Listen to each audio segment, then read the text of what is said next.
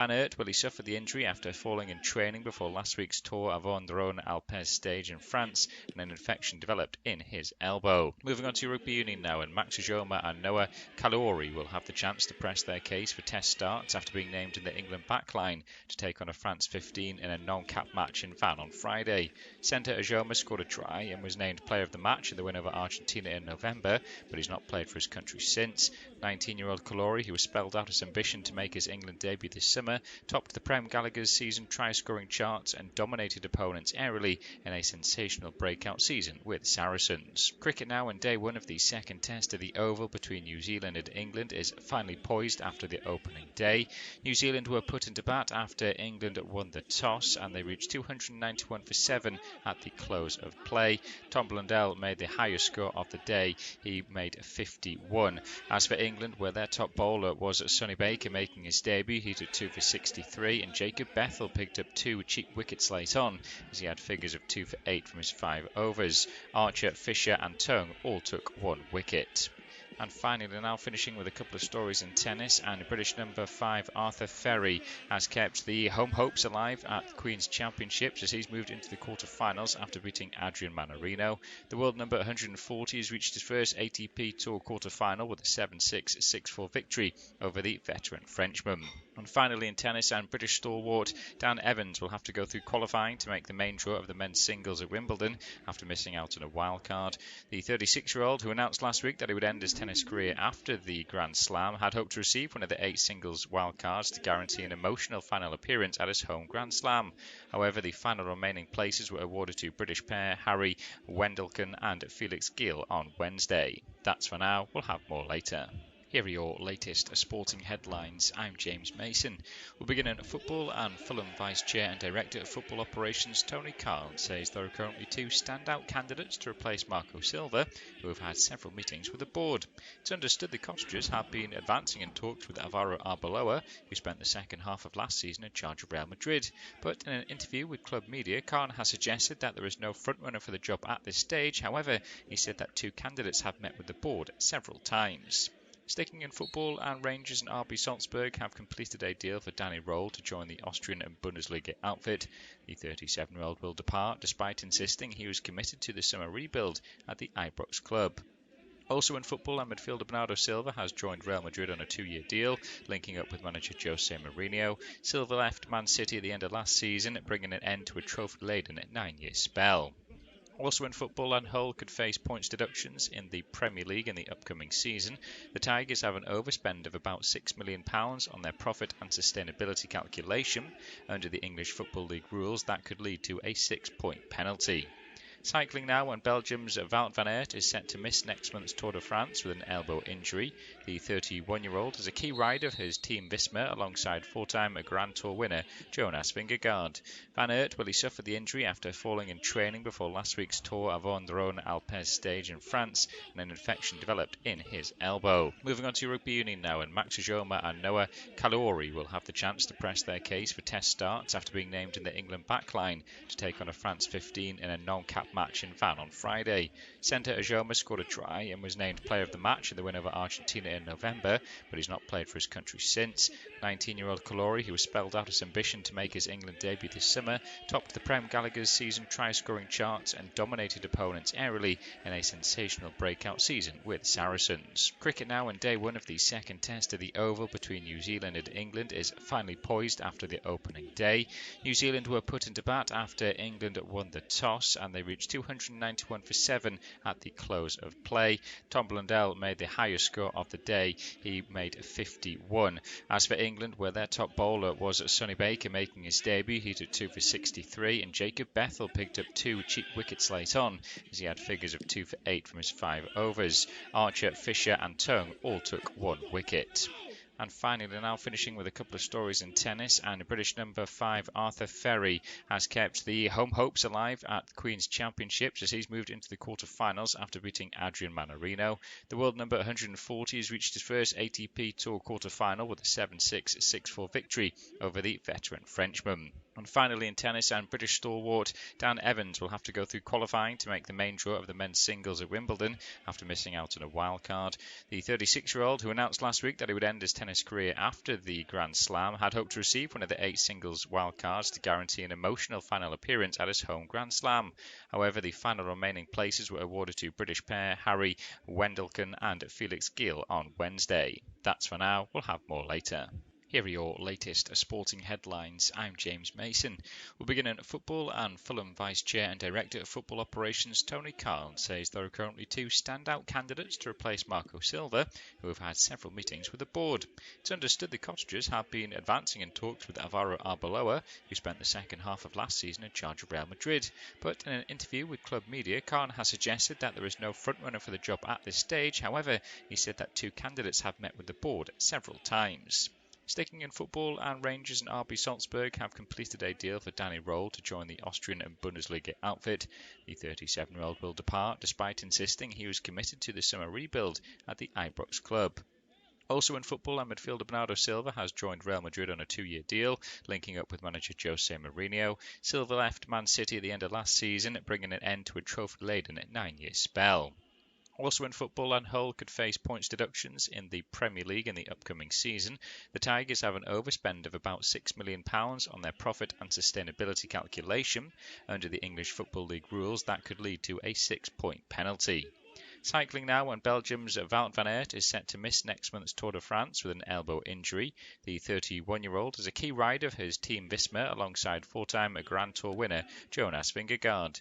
Van Aert will suffer the injury after falling in training before last week's Tour of Rhone Alpes stage in France, and an infection developed in his elbow. Moving on to Rugby Union now, and Max Ujoma and Noah Kalouri will have the chance to press their case for test starts after being named in the England backline to take on a France 15 in a non-cap match in Van on Friday. Centre Ujoma scored a try and was named player of the match in the win over Argentina in November, but he's not played for his country since. 19-year-old Kalouri, who has spelled out his ambition to make his England debut this summer, topped the Prem Gallagher's season try-scoring charts and dominated opponents airily in a sensational breakout season with Saracens. Cricket now, and day 1 of the second test of the Oval between New Zealand and England is finally poised after the opening day. New Zealand were put into bat after England won the toss, and they reached 291 for 7 at the close of play.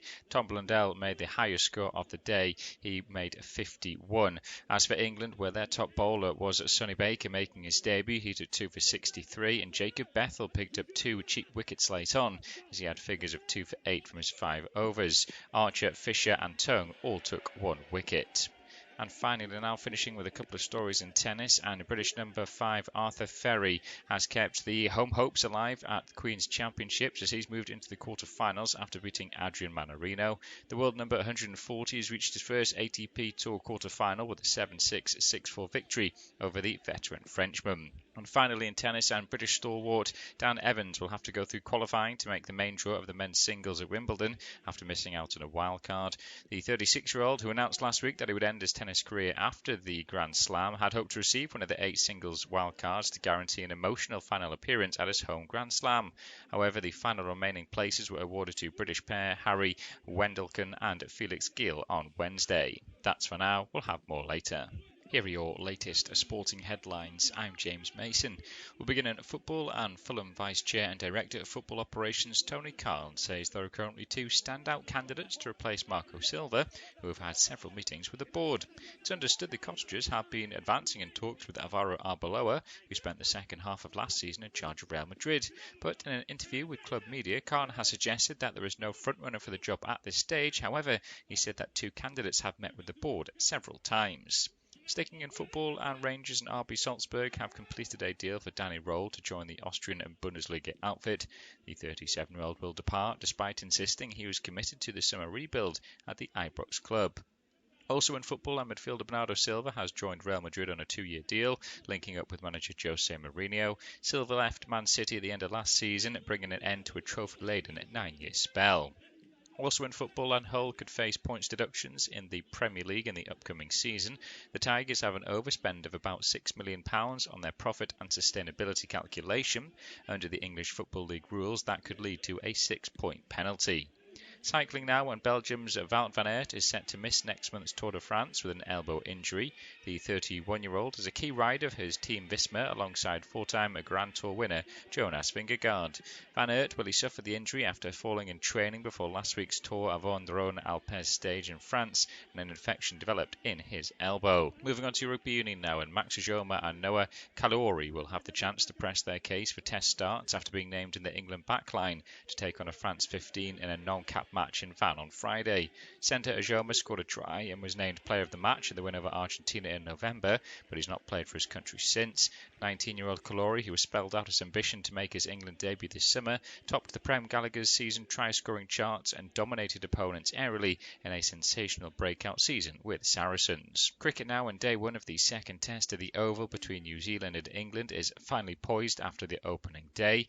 New Zealand were put into bat after England won the toss, and they reached 291 for 7 at the close of play. Tom Blundell made the highest score of the day. He made 51. As for England, where their top bowler was Sonny Baker making his debut, he took 2 for 63, and Jacob Bethell picked up 2 cheap wickets late on, as he had figures of 2 for 8 from his 5 overs. Archer, Fisher and Tongue all took 1 wicket. And finally, now finishing with a couple of stories in tennis, and British number 5 Arthur Ferry has kept the home hopes alive at the Queen's Championships as he's moved into the quarter-finals after beating Adrian Manarino.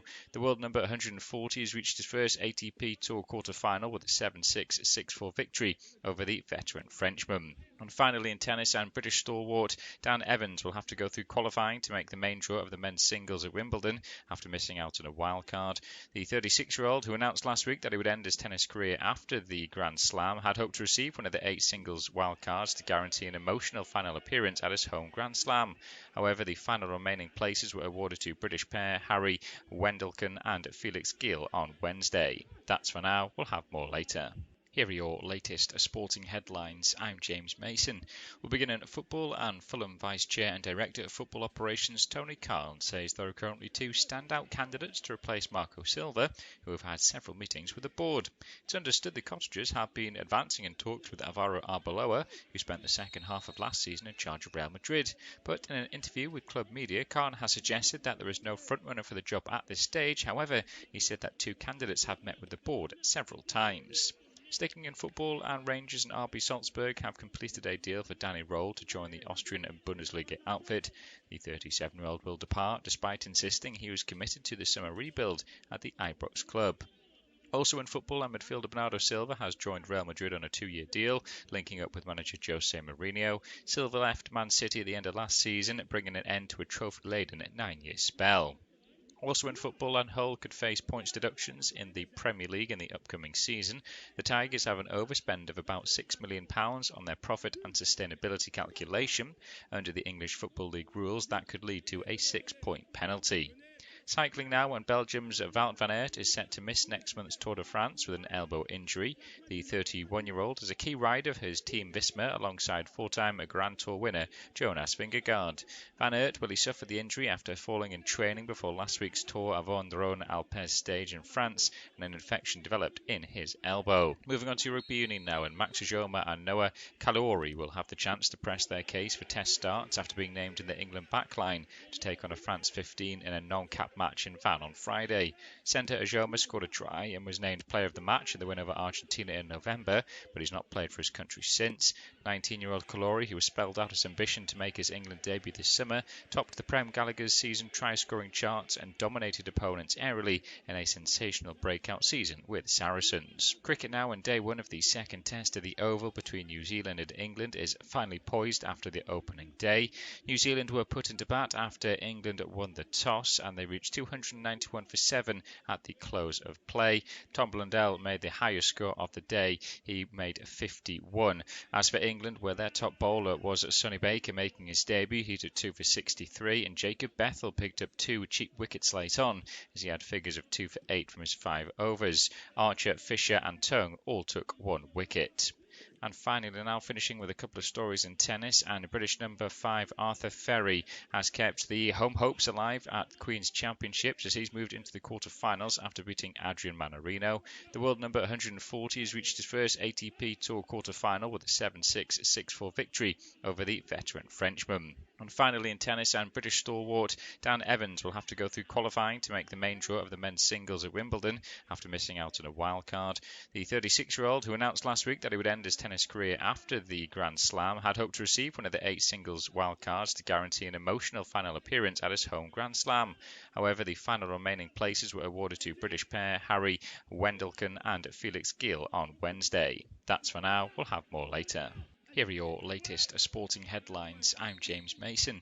We'll begin in football, and Fulham Vice Chair and Director of Football Operations Tony Carlin says there are currently 2 standout candidates to replace Marco Silva, who have had several meetings with the board. It's understood the Cottagers have been advancing in talks with Alvaro Arbeloa, who spent the second half of last season in charge of Real Madrid. But in an interview with Club Media, Carlin has suggested that there is no frontrunner for the job at this stage. However, he said that 2 candidates have met with the board several times. Sticking in football, and Rangers and RB Salzburg have completed a deal for Danny Roll to join the Austrian Bundesliga outfit. The 37-year-old will depart despite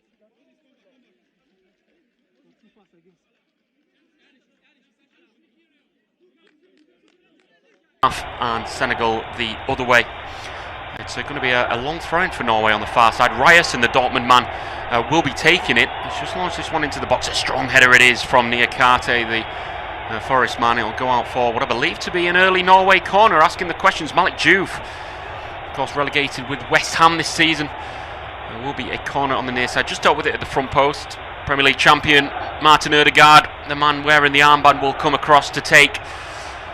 It's actually out on the far side. They're shooting towards a red wall behind that goal, and in fine voice they took over the red seats in the Big Apple, did them Norway fans. The Vikings with the big drums making a lot of noise. In swinging corner, Martin Ødegaard, what you got? It's going to be hooked in. It comes in viciously as well. It's met at the head of the front post. Come all the way to Antonio Nusa with the snapshot. That might just be another corner, you know. It is. It's going to be Wilton Sampaio, the Brazilian referee, 44 years of age. Been a FIFA referee since 2013. He gives the nod for another corner. Just a flick off the skipper, Kalidou Koulibaly. Just sort of sprightly sprung up off the top of his head. So, minute 45 on the clock. It's 0-0. Second corner of the game. There's a group of black Norway kits at the back post. And it looks like they'll go to dart to the front. Ødegaard again. He's going to go to the back post this time. And it's another defensive header. It's a trio flurry of corners. It's Malik Diouf again in there.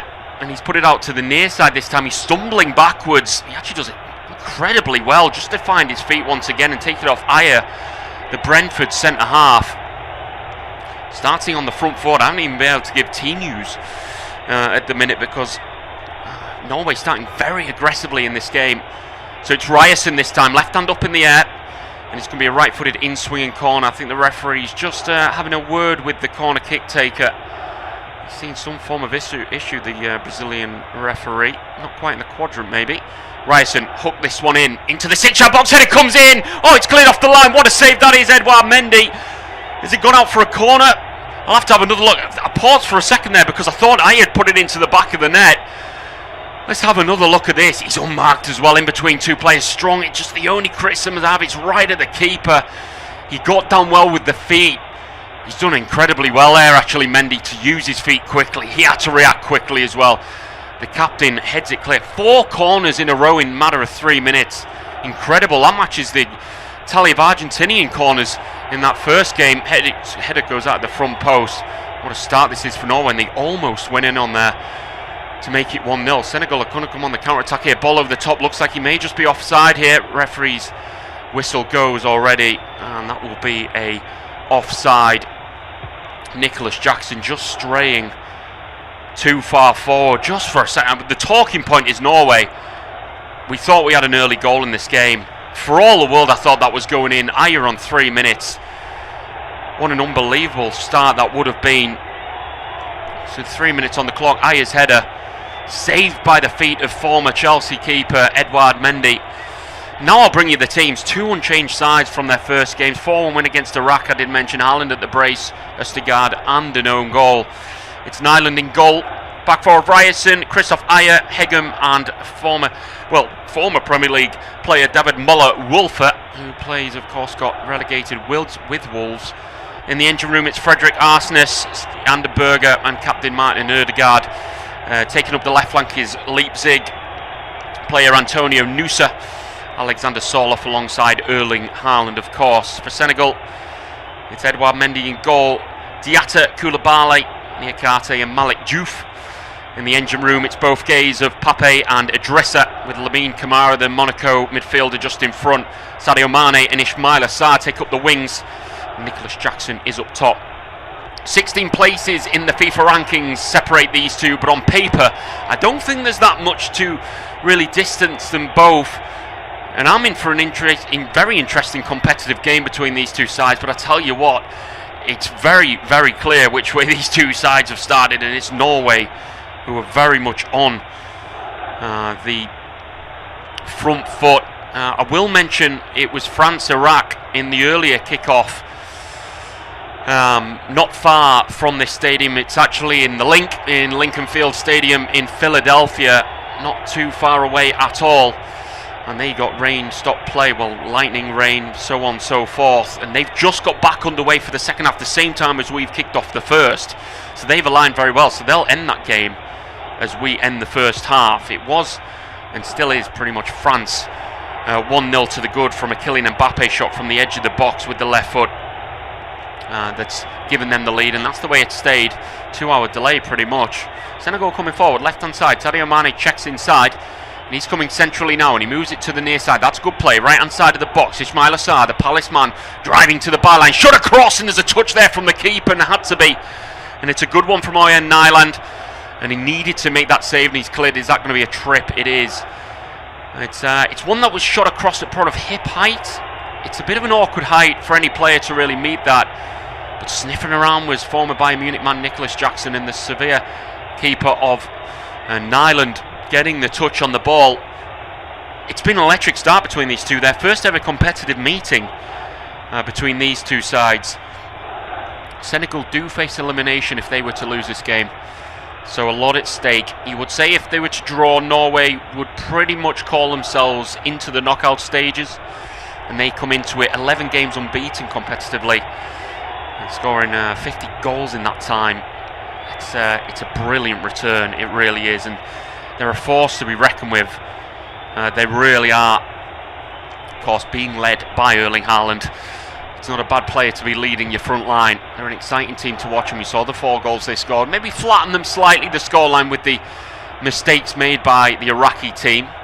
That's very well won on that far side by the Senegalese player of Papa Gueye. It came off Raya, so it'll be a throw-in right in the corner on the far side. Left to right they come. Independent off-tube, official off-tube studio commentary on our screens from MetLife Stadium. It may just be a long throw here. Referee's not counting it down. We're used to seeing these referees give a certain amount of time before they call it and reverse the throw-in, but here he goes counting now as the player makes his way over. Still 1-0 between France and Iraq. It's going to be a long throw from the far side for Senegal. Heads go in, it's going to the edge of the box. Maybe a shot from Idrissa Gueye. Hits the first man on the edge. Ricochets out to the far side. Left-footed ball in from Diouf. High and hanging. They haven't dealt with it, and it bounces. Hooks it as far out as Soloff to drive forward. He's trying to find his man. That's poor by the Atletico Madrid player, but Nusa with the energy, and he brings it forward to halfway. He's got players on the far side, but he moves it to Soloff on the near. That's an under-hit pass by the number 20, and he knows it. He claps his hands together. And now comes Senegal. This is the game I thought I was kind of really expecting. It's now end-to-end as it's moved to the near side. Senegal going to move inside with the number 15, Kepren Diatta. He's been checked down, and that'll be a free kick. Very well played. And the Brazilian referee lets him know.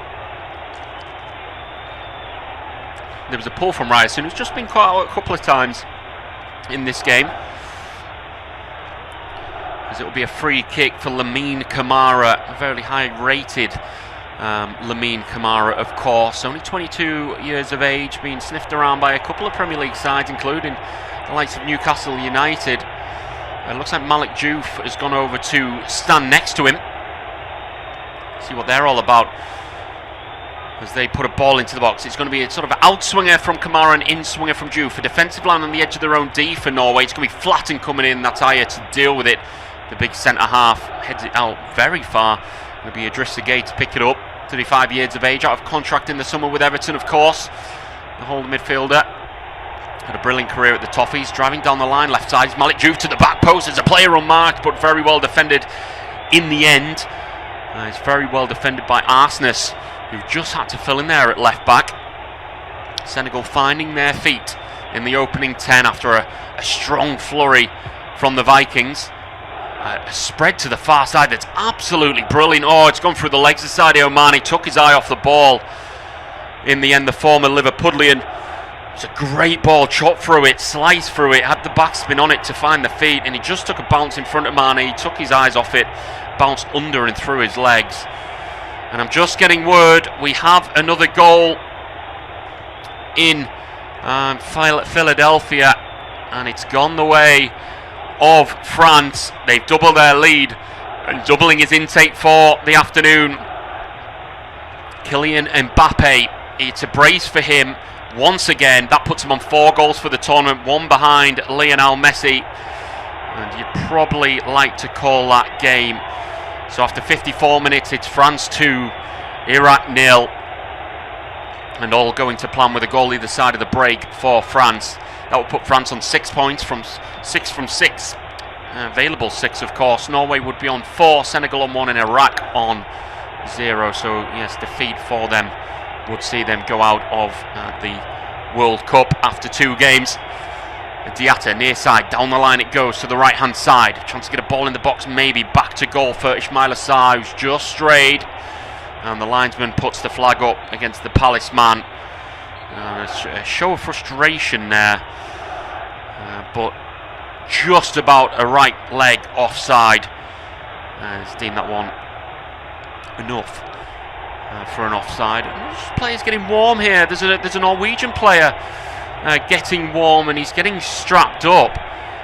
I'm thinking getting eyes on Ryerson, who may just be struggling. It might be Marcus Pedersen to be coming on in his place. Just eyes on the Dortmund man Julian Ryerson, who may just be carrying a little bit of a niggle. And yeah, it's the number 16 that's going to be taking his place. It looks like Marcus Pedersen, who's stripped and ready to go. Stale Solbakken, the Norwegian managers, having strong words, getting the last instructions in. Ryerson will take the throw in though, in his pink Puma boots. But no, he's not going to take it, and we're already going to have our first substitution of the evening, if you want to call it, and Ryerson's afternoon is done. The number 26. It's a like-for-like change. Marcus Pedersen coming on in that right-back position. Plays his football in Serie A with Torino. He's contracted there till the end of June 2027, so 1 more year on his contract. But the number 16, Marcus Pedersen, will be coming on in his place. So early problems for him. I haven't got news in my ear of what the problem really is. When I do find that out, I will feed the information to you. But a throw-in to be taken for Pedersen. First touches for him, throws it in, returns it to him, and it looks like a throw-in for Norway far side. It is. So it's 30 minutes on the clock. It's been a fairly open game so far, and we've already had a change. 54% possession for Norway, 2 attempts, 1 on target. 1 attempt for Senegal, none on target so far. That red wall behind their goal they're shooting towards, very impressive. They do carry themselves in terrific numbers, them Norwegians. And they've wasted that throw in though as they try to return it to sender. And it will be a Senegal throw on the far side, about halfway inside their own half on that far side. Be Malik Diouf to take, just throws it inside and return to him from Gay. That's Papa Gay of the 2 holding midfielders. Back to Diouf, over halfway he goes, zips it forward for Mane. That's a loose touch by him once again, uncharacteristic by him, but it's not the first time he's done that.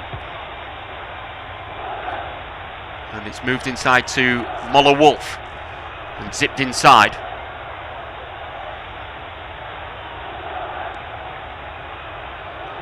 And moving it down the right flank for Pedersen.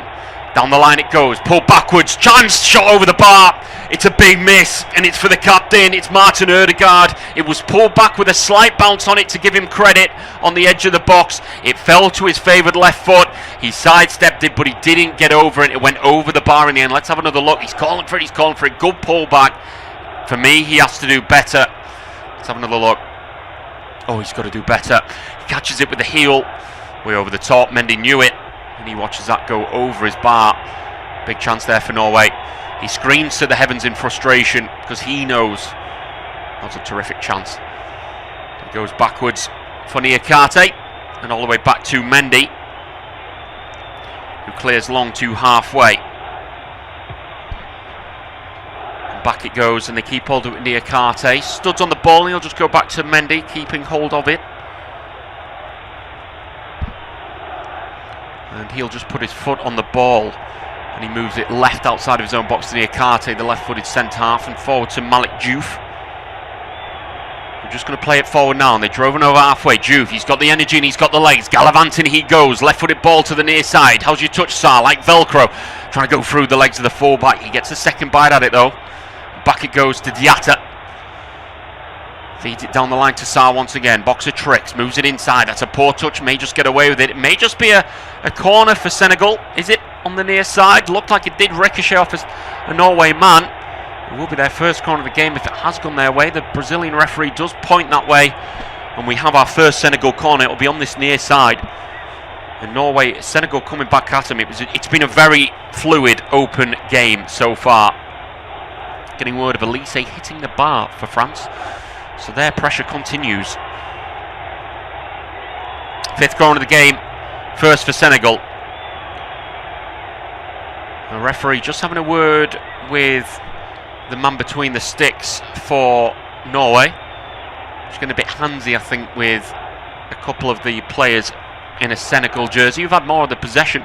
It's going to be an in-swinging left-footed corner to the back post. That's evaded everyone. That's a poor ball in.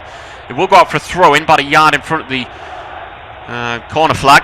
But Malik Diouf, one to forget for the West Ham man, who tried to flight that to the back post, but no one there. So Pedersen will take.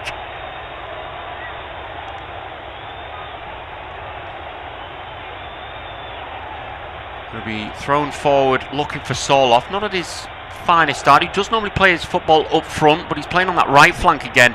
Ball inside for Noose is a poor one, picked off in halfway on the centre circle of the Norway half by Diatta. Back he goes to Niakate. Good midfield splitting pass forward. Lamine Camara goes over the top, looking for Jackson, makes a good run. Good touch, shot comes in.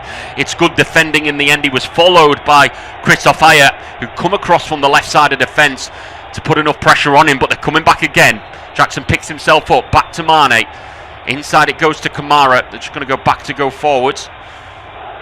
And over to the near side to Diatta. Chance to get the ball in the box. Just checks it backwards to Kamara. It's methodical by the Senegalese. They need a result this evening if they want any chance of progressing into them knockout stages. Diatta, 25 yards from the corner flag. Right foot backwards to Koulibaly, across to his centre-half's counterpart. Oh, that's a mistake, and he's taken a poor touch, if any. Ødegaard just trying to force it forward. Soloff not singing off the same hymn sheet. And it goes all the way through to Mendy.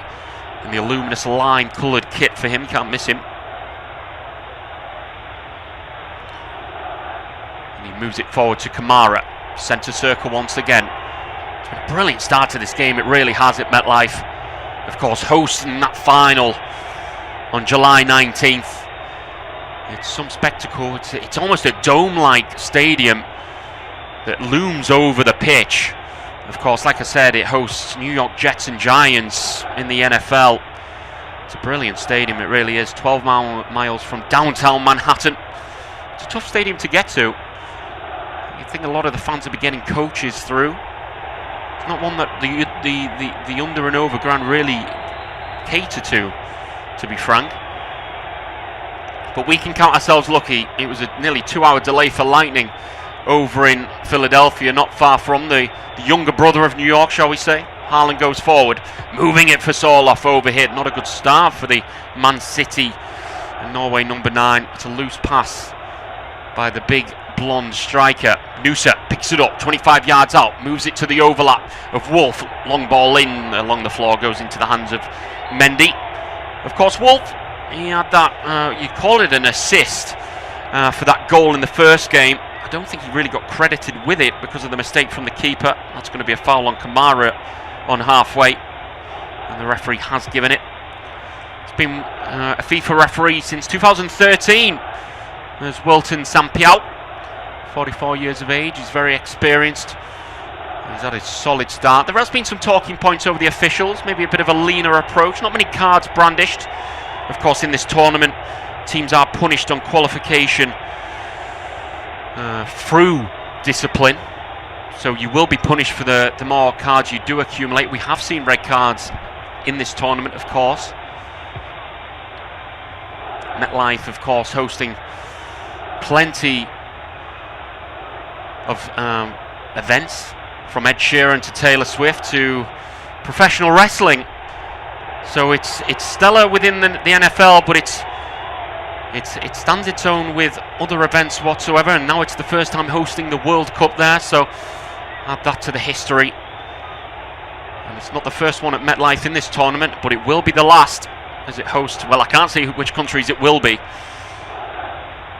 but we do know we have Senegal and Norway. That's going to be a foul in the centre by Ausnes. He's gone in strong on his man, and we talk about that leniency in the referees, and he's gone in late on his man. And he's just hit the deck there, Moussa Niakate. I think he's going to be okay, but Ausnes gone in late on him. He looks like he's feeling it. He's going to be okay. No yellow card, 20 minutes into the game. You can see why he hasn't given it. If you are late joining us, 3 minutes into the game is the only real chance we're going to talk about, and we went to Christopher Ayer, the big number 3 for Norway. It was a flutter of consecutive corners for Norway, 4 of them, and it was a header from 6 yards out centrally into the feet of Mendy. A brilliant save with the feet. Senegal might have a chance here, come forward. Poor touch from Kamara, takes it away from his man, and he tries to shoot that across the 6-yard box, but a good block in. They'll get a second bite at it. Moved into the centre circle of the Norway half with Niakate, who's picked himself up and shrugged himself off. That's overhit. Picked off by Jackson on the byline. First time cross is a woeful one, but Diatta. It's gone into the New York clouds. New Jersey clouds, we should say. And that's going to be a tackle coming in on that far side by Senegal. Just going to say which way this goes. It has gone the way of Senegal. Halfway inside the Norway half. We're about a minute off the hydration break. As Senegal come forward, looking to end the first of the first strongly in this first quarter. I'm getting word of another goal in Philadelphia. We'll bring you shortly. An Odegaard tackle. I think that's going to be a goal kick, so good time to bring it. We've got a third goal, and it's to France, and it's to the Ballon d'Or winner Ousmane Dembele with a Michael Olise assist to make that 6 goals in the tournament for France overall. And Ousmane Dembele's first of the tournament. And that's a good time when we're breaking off for the hydration break. So 2 teams, fairly even of what we've seen so far in these 2, looking to break each other down, but no real break in play just yet.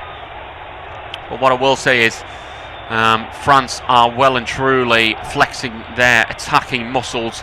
For me, you don't want to be too biased in what you see. It's only 2 games, the tournament's still young. But France and what we've seen, what they have going forward, how can you not bet against them winning or going at least all the way to the final in MetLife Stadium? Some team they really do have. And it looks like they're going to go through into the knockout stages tonight, and that will be all but confirmed. A brace from Dembele, a brace from Mbappe, and a goal from Dembele, giving them a 3-0 lead. Of course, if you want to remain with us on this service, I will tip my cap off to you, because we do have Jordan versus Algeria at 4 AM. We are covering that on this service, and we'd love for you to join us for that one as well. In Group J, of course, 2 teams on 0 points after the first game. Argentina on maximum points after they secured the 2-0 win against Austria, who do sit on 3 after 2 games. And one of them 2 teams looking to try and at least clinch onto some qualification with that game as well. But teams take on the fluids, take on the cold towels on the back of the head and neck. You aren't missing anything as we speak. But for them stat kings and them listeners that maybe done a bet builder, we'll talk through some stats. 3 shots for Norway, 2 shots for Senegal. 1 shot on target for Norway, no shots on target for Senegal. 4 corners for Norway, 1 for Senegal as well. Corner kicks, yeah, 4 for Senegal. For Norway, they had them in a matter of flurriness. 2 offsides for Senegal, none for Norway. 1 free kick for Norway and 3 free kicks gone the way of Senegal. And for anyone backing shots, if you are backing Erling Haaland, he hasn't had one yet. We've had 1 from Ødegaard, 1 from Antonio Nusa, and 1 from Aya, as the teams take on the breaks. And what I did say is it's the first competitive meeting between these two, and Senegal will probably face elimination with a loss. With Norway's first World Cup in 28 years, they got it off to very good fashion with that 4-1 win against Iraq. And Ståle Solbakken has deemed it an unchanged side because he liked what he saw. He used to play for Wimbledon, did Ståle Solbakken between 97 and 98, makes 6 appearances for them. He also represented Norway. He did represent his country as well for a number of years. Now he's in charge of his country. The same with Pape Toi, the Senegal managers, the 2 teams that did represent their country before managing them. 25.5 on the clock. We've just got back underway with a Senegal goal kick. And it is Norway 0, Senegal 0 for anyone listening. It's only the big chance for Aya 3 minutes into the game that's made the difference in this one. A header from Niakate on the edge of his own box.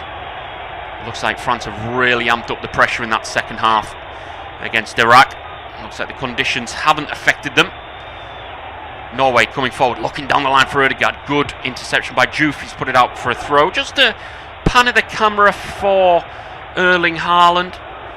Really struggled to get in the game. Ball into the box is not a great one. That probably distill into the point I'm making, the fact that he's not been in this game and maybe struggling with it.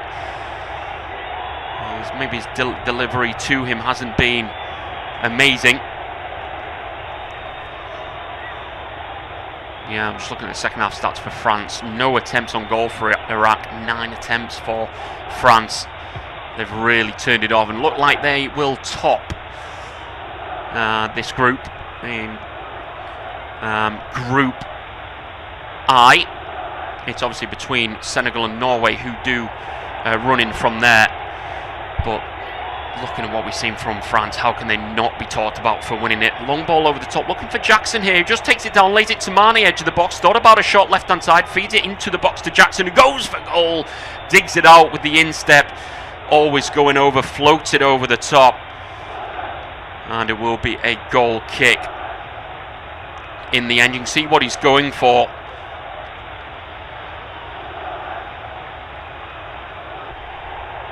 But in the end, floats out for a goal kick. Not a million miles away, but you wouldn't say you'd be worried in between the sticks. Nyland. It's going to be a long goal kick. Long for Soloff. He's the main target, the big man. Flicks it on, but can't find Haaland. Haaland might get a touch here. Man hits the deck, shrugs him off. Touch around the corner from that man to Ødegaard. Checks it backwards. Title rivals, of course, Ødegaard and Haaland, but wearing the same colour jersey this evening in the black. Into the centre circle it goes. And they're moving it forward with Hegem. Right-footed ball along the floor to Aya, who's right of centre on halfway at the minute. Twinkle toes on halfway on a 180 spin. The back goes all the way back to Nyland. He just stands still on it. All blue for him, just on the edge of his own box. And feeds it sideways. Keeping hold of the ball just inside their own half with 24-year-old Wolf. Inside it goes to Arsnes. He's just on the spin and gives it to his skipper. Wilton Sampaio, the Brazilian referee, does average 5.10 cards a game. We have already seen, I'm likely to see an early one in this game. But he does tend to dish out his cards. Like I say, they're been a bit lenient with them in this tournament, the officials. But he is fairly trigger happy when it comes to them and putting his hand in his pocket. He isn't going to do so now. He's not even going to give a foul, and Senegal are going to come on the counter with Gay. Swivels backwards and plays it to Idrissa Gay. Moves it right. moves it to the near side to Diatta. That's behind his man, and it's a poor ball from the right back. He looks and flings his arm up at Sarr, but he's at no fault. I think he's just trying to spare his blushes there. It will be a throw-in on the near side. If you ask me, Papa Thiaw, the Senegal manager, would he be happy with what he's seen so far? I think he'd be content. They're not losing this game. They came into this tournament in fairly good form. They won 10 of 11 with a loss to Morocco in that. But then they are winless in 3 now, losing 3-2 to host USA, drawing 0-0 with Saudi Arabia, and then of course losing that game to France, which is no disservice to them whatsoever. But they aren't in the finest form, and half an hour into this game, they've held their own, and you would say a draw at this point is a fair reflection of what we've seen. Stats do sometimes lie of what we've seen in front of us, but at the minute, if it's a clear representation. Lamine Kamara's gone round his man well. Long ball into the box, looking round the corner for Jackson. It's a tough ball to play in, but it finds the hands of Nyland, who had a good starting position. Ødegaard wants to make something happen, moves over halfway. Haaland needs to get on his motor. He's got Soloff down the line, doesn't use him, checks inside. Goes inside to Hegem, left of centre. Zips it inside, look for Arsenis. That's a poor ball looking for the number 14. And it will be picked off by Senegal. They're going to try play it forward. They are. That's an awkward header for Sarr to try and take under his spell. Back on the ball. Here they come, driving forward. Idrissa Gueye has a man on his far side. If he can use him, he's going to try stab it, looking for Jackson. Again, another awkward ball. Tough ball to play in behind. And he can't find his man in the end. And all the way through to Nyland it goes. Zips it far side for Pedersen. Down the line it goes for Soloff. Not used to that wing back position, or that wing position I should say, but held up his own against Iraq. Different sort of contests against was a Premier League fullback. Will be a throw in on the far side for Norway.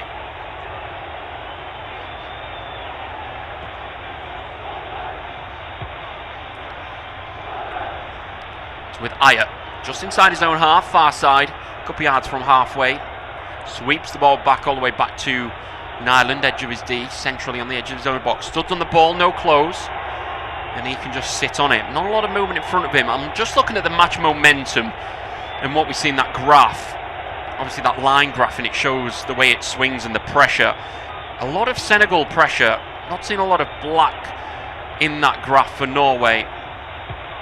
Round the corner, but Norway could change that here as they come forward. A little stretch, do Senegal look over to the far side to Soloff, checks inside, a little bit of movement in and around the box. He goes backwards this time.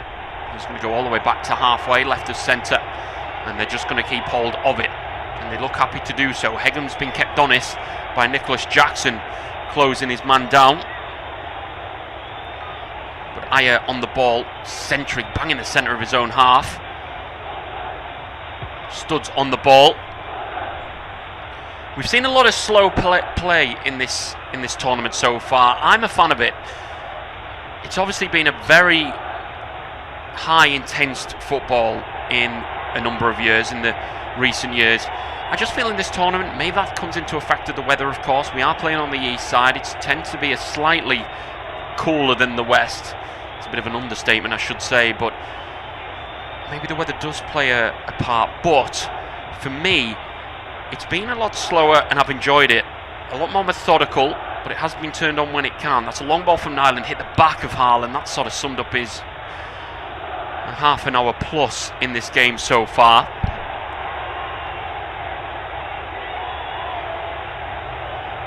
You are listening to an official independent off-tube studio commentary. My name is Nathan Mostel, as I take you through this Group I match day 2 in this one between Norway and Senegal. Two very different results on match day 1 for these two. Norway 4-1 victors and Senegal 3-1 losers, but that was two-time World Cup winners, the Les Bleus in France.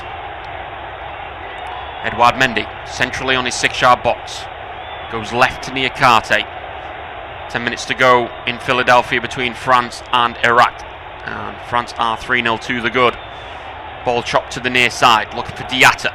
Traps it on the chest very well, stabs it down line, looking for Lamine Camara. He hasn't got enough on him, and he was struggling ever since dot one, and it's gone out for a goal kick in the end, just slightly struggling. I will say it's been a fairly even contest so far, but maybe these two teams haven't hit the heights we're used to seeing. Two very good football teams. Senegal have come a long way from what we've known. Norway, you could very much say the same. But in this game, what I would say is it's been even, but I'm not saying it's even because they're both playing at their best. It's moderate for them too. Just under par slightly for them. But you're just waiting for a game to come to life, and I'm sure it will. It does remain Norway 0, Senegal 0. On the edge of their own box is Christophe Ayer in Hegem. It is red Adidas Predators. Just to sweep it with the instep of his right. Traps it to Ødegaard. Just takes one touch and goes on the 180 swivel. Moves it to the far touch line. Grazing the white paint with his heels is Sorloth. And just to move it into halfway to Hegem once again. Standstill he is. We've got Antonio Nusa making movements on the near side, and he's got the ball and he moves it inside first time. It's a lackluster pass by the Leipzig man. I've always sang his praises, the number 20, and I've liked him in the Bundesliga for IZ Leipzig. But again, another maybe under par performance for a Norway man this evening so far. Move to the near side to Wolf. Inside it goes to Nusa. Man, it's the deck. Referee's not interested. Back out to Wolf, who's picked himself up. Ball's just on the left flank, halfway inside the Senegal half. To the centre circle to Ødegaard. He drives forward. He's trying to carry his country forward at the minute. Moves it to the far touchline. Once again to Pedersen. Max Pedersen inside. 1-2 with his captain. And Trapp once again. Let's move forward. It's not exactly savvy, but they're moving the ball with a bit of methodical play. And they move it back into the centre circle to Hegem. Happy to sit in deep are the Senegalese, because Norway not really penetrating that defensive unit they have behind the ball, and they have 11 players behind it at the minute. Do Senegal. Near side to Nusa. Trying to drive forward. Going to flight the ball early, looking for Haaland. Touches it down to Ødegaard. Loads of space. Oh, what a save that is. But a huge opportunity for Ødegaard that was. What brilliant, brilliant play it was from the Norwegians. The Vikings should have been 1-0 up. They should have maybe been 2 if it wasn't that man between the sticks in Edouard Mendy. It's a brilliant save. Headed down from Haaland. He's unmarked. He chests it down with the onto his left foot on the half volley. He does as much as he can. Spreads himself, Mendy, with the left thigh. Makes a brilliant, strong save. It's what you're taught to do as a keeper in that position. If you're not favoured to make the save, you spread yourself as hard and far as wide as you can, get a big base, and he's blocked that with his left thigh. It's a brilliant save from an Ødegaard chance, and the captain could have and should have put Norway 1-0 up. Haaland with the instep of his left boot back to goal to an unmarked Ødegaard, just waiting for it to come down. Couldn't hit the back of the net. Coming forward here is Senegal. A step over down the line and cut back across. No one getting a touch. They've retrieved it on the near side to recycle. They come again, address the game. May go for glory here. He has over the top from 30 yards out, very centrally. Wasn't the best, but Sadio Mane down that left flank onto the unfavoured left inside the box. Step over and driving down. How many times have we seen him do that in the Premier League? Across the face. It's teasing someone just to slam that home. No one there. We're just getting the ref cam, that famous ref cam we've seen so many times in this broadcast coverage of the World Cup already. Chest down by Ødegaard, just slightly too central. That's the only criticism you have. Huge opportunity 7 minutes before the break to give Norway the lead. What I will say is, don't you just love the World Cup? It's an absolutely brilliant time of football in the world of football. The break from domestic leagues, but you get it filled with the World Cup. All these nations coming together in one place. Drama, brilliant goals, so on and so forth. Winners, losers, so on and so forth. Superstars out there as well. It's a brilliant time to be a football fan, it really is. And you just don't want it to ever end, but it will on July 19th at MetLife, where we're watching this afternoon. Well, this morning for us, shall we say, but this evening for them. And a ball across that's just evaded everyone, including Koulibaly, who had the outstretched leg to clear it.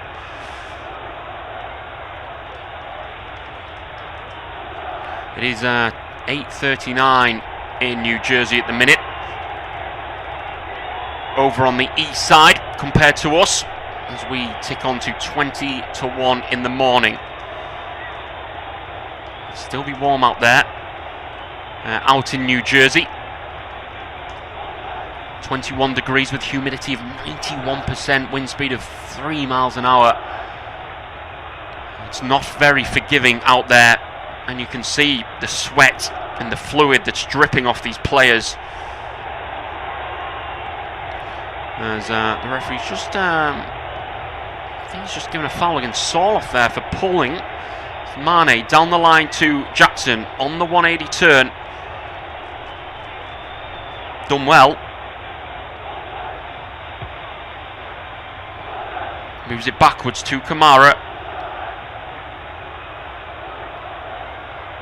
Moves it to the near side to go for goal, but it's gone wide in the end. Another shot from range there for Senegal. Not for the first time in a few minutes. They went for one not so long ago. Kamara just pulling that wide of the left post. Well, it's a few feet wide and the keeper's fairly comfortable. As it remains Norway 0, Senegal 0 with 5 minutes to go of the mandatory 45. And then we'll get added time. We always get added time because of the hydration break. Nusa pulls inside. Is that a free kick? Late to the edge of the box. Ødegaard goes for goal. Blocked at source. Right in front of him by the Premier League champion. This is moved to the near side. That's a header that's gone off a Norway man. It will be a throw in near side of about 5 yards from halfway for Senegal. As they kick from left to right, as I can see it on our screens from MetLife Stadium.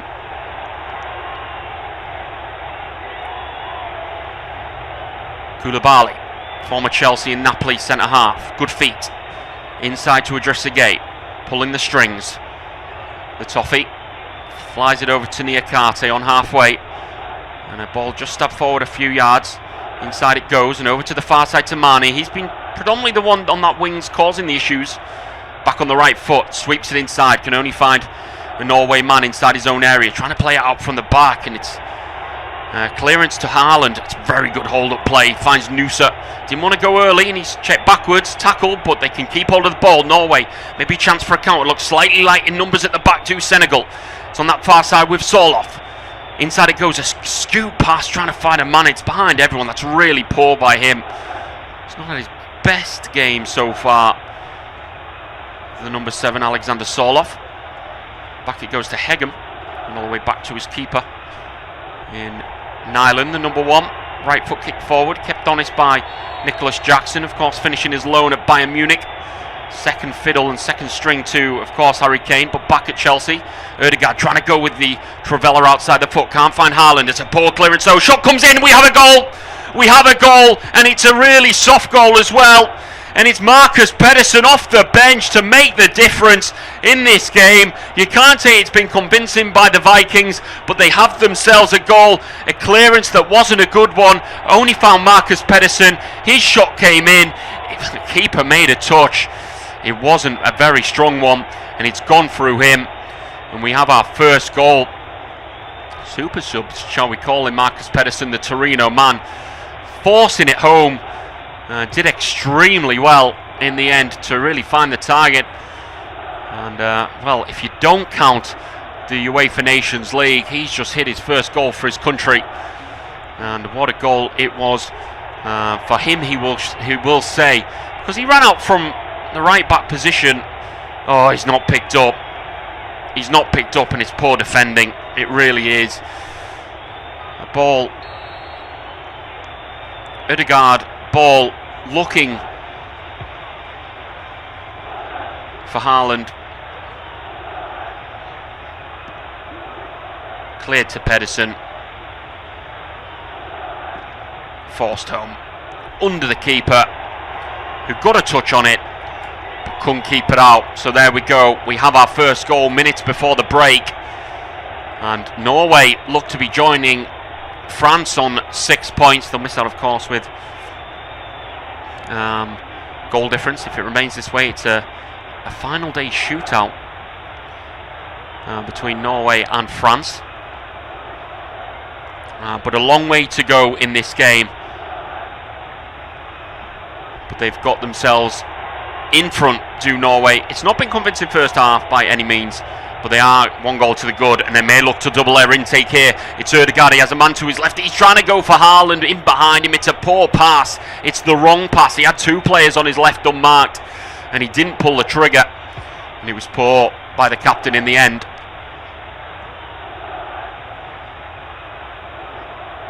Senegal looking to come back, moves it to Ismail Assar, near side. Nicholas Jackson trying to do a step over, asked too much. Is that going to be a free kick there for Senegal? Referee says no, and Aya will clear it. Noose has stood on his heels waiting for the ball. That's poor by him. And Idrissa Gueye picks the pocket. Edge of the box, stood still. Goes right to Lamine Camara. Stood still at the minute. 4 minutes added. We're half a minute into it. Koulibaly, about 45 yards from the Norway goal, trying to pen Norway back at the end of the first. Mane, left side, over to Malik Diouf, who does have a good cross on him. Overhit though, all the way through, fullback to fullback. Diatta, left side of the box, crosses it in. Didn't catch it with the right boot. Did Ismail Assar, and that will bounce against the floor. No sting in it. All the sting taken out of it. And into the hands of Nyland, who recovered that fairly comfortably in the end. He just takes it down, he walks out right hand side of his own box, and he's going to kick it long down the line, looking for Soloff. Chest round the corner, who we do want to reiterate, Norway are 1-0 up, but they are over double in the FIFA rankings that Senegal are. Senegal are 15th in the FIFA rankings. Norway are 31st. So I would say on paper they're a lot closer than that suggests. And we're seeing that this evening. I would like to think the standings may just be changed after the World Cup has come to its abrupt end. Nyland with the ball to the far side, poor by him. Throwing far side for Senegal. 2 yards inside the Norway half. They're actually going to go all the way back to Niakate. 2 minutes added on in Philadelphia. It's France 3, Iraq 0. Looks like they have wrapped up qualification into the knockout stages in style. The Mbappe first goal, pick of the bunch from the edge of the box with the left foot across goal. There's a brilliant goal as well. Battling what looks like to be battling Lionel Messi for the golden boot. Lamine Camara driving forward as he loves to do. Diatta, down the line it goes, trying to get back on level terms before the break. Ismail Assar turning on the 180, trying to cause problems for Aya. He's going to have to retreat to keep hold of this one. He's going to have to retreat all the way backwards. Koulibaly, poor first touch by him, but recovers. That's a bad ball around the corner from Diatta. And that will be a throw in near side for Norway, halfway inside their own half. Slightly off the boil are Senegal, and do look tired, I will say. Edouard Mendy just made 2 unbelievable saves in this first half, and I think he's let himself down with the goal. It's sort of at his left side, he gets down when he gets a hand on it. I think he has to do better for me. I think he has to do better. And we've come back from a replay. Haaland's hit the post. Mendy was caught unawares diving. I didn't see what happened. We're at the mercy of the broadcaster. He's hit the post. Ball into the box now. Haaland goes for goal with a header. Saved on the line by Mendy down to his left. That's a brilliant save. Haaland nearly getting the goal. What happened there? Well, we'll talk about what we've seen, and that's the Haaland header into the bottom left side. Mendy with a brilliant save. At his feet. He's tried to Cruyff turn. He's got it all right. He's a lucky man. He's a lucky man. Haaland, how have you not scored, my friend? You'd put your mortgage on it. You'd put your mortgage on him scoring.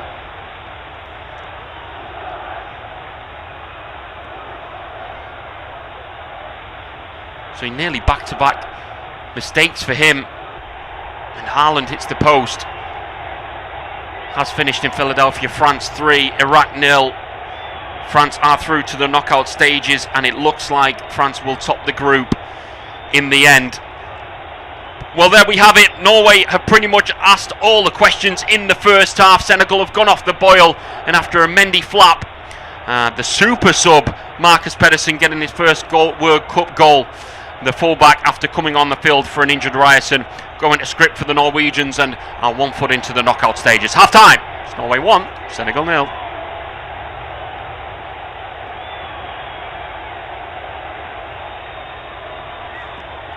You would like to say a fairly even first half between Norway and Senegal, but an off-the-boil Senegal towards the end of the first made all the difference.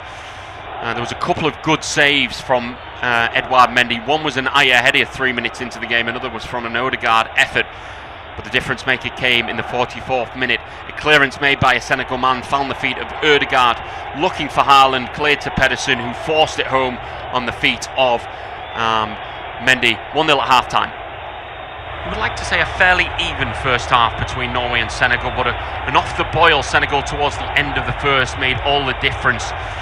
There was a couple of good saves from Edouard Mendy. One was an Aya header 3 minutes into the game, another was from an Odegaard effort.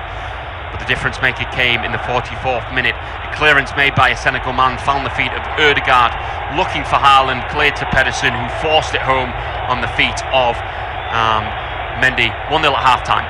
We would like to say a fairly even first half between Norway and Senegal, but an off-the-boil Senegal towards the end of the first made all the difference. There was a couple of good saves from Edouard Mendy. One was an Aya header 3 minutes into the game, another was from an Odegaard effort. But the difference maker came in the 44th minute. A clearance made by a Senegal man found the feet of Odegaard, looking for Haaland, cleared to Pedersen, who forced it home on the feet of Mendy. 1-0 at half-time. We would like to say a fairly even first half between Norway and Senegal, but an off-the-boil Senegal towards the end of the first made all the difference. There was a couple of good saves from Edouard Mendy. One was an Aya header 3 minutes into the game, another was from an Odegaard effort. But the difference maker came in the 44th minute. A clearance made by a Senegal man found the feet of Odegaard, looking for Haaland, cleared to Pedersen, who forced it home on the feet of Mendy. 1-0 at half-time. We would like to say a fairly even first half between Norway and Senegal, but an off-the-boil Senegal towards the end of the first made all the difference. There was a couple of good saves from Edouard Mendy. One was an Aya header 3 minutes into the game, another was from an Odegaard effort. But the difference maker came in the 44th minute. A clearance made by a Senegal man found the feet of Odegaard, looking for Haaland, cleared to Pedersen, who forced it home on the feet of Mendy. 1-0 at half-time.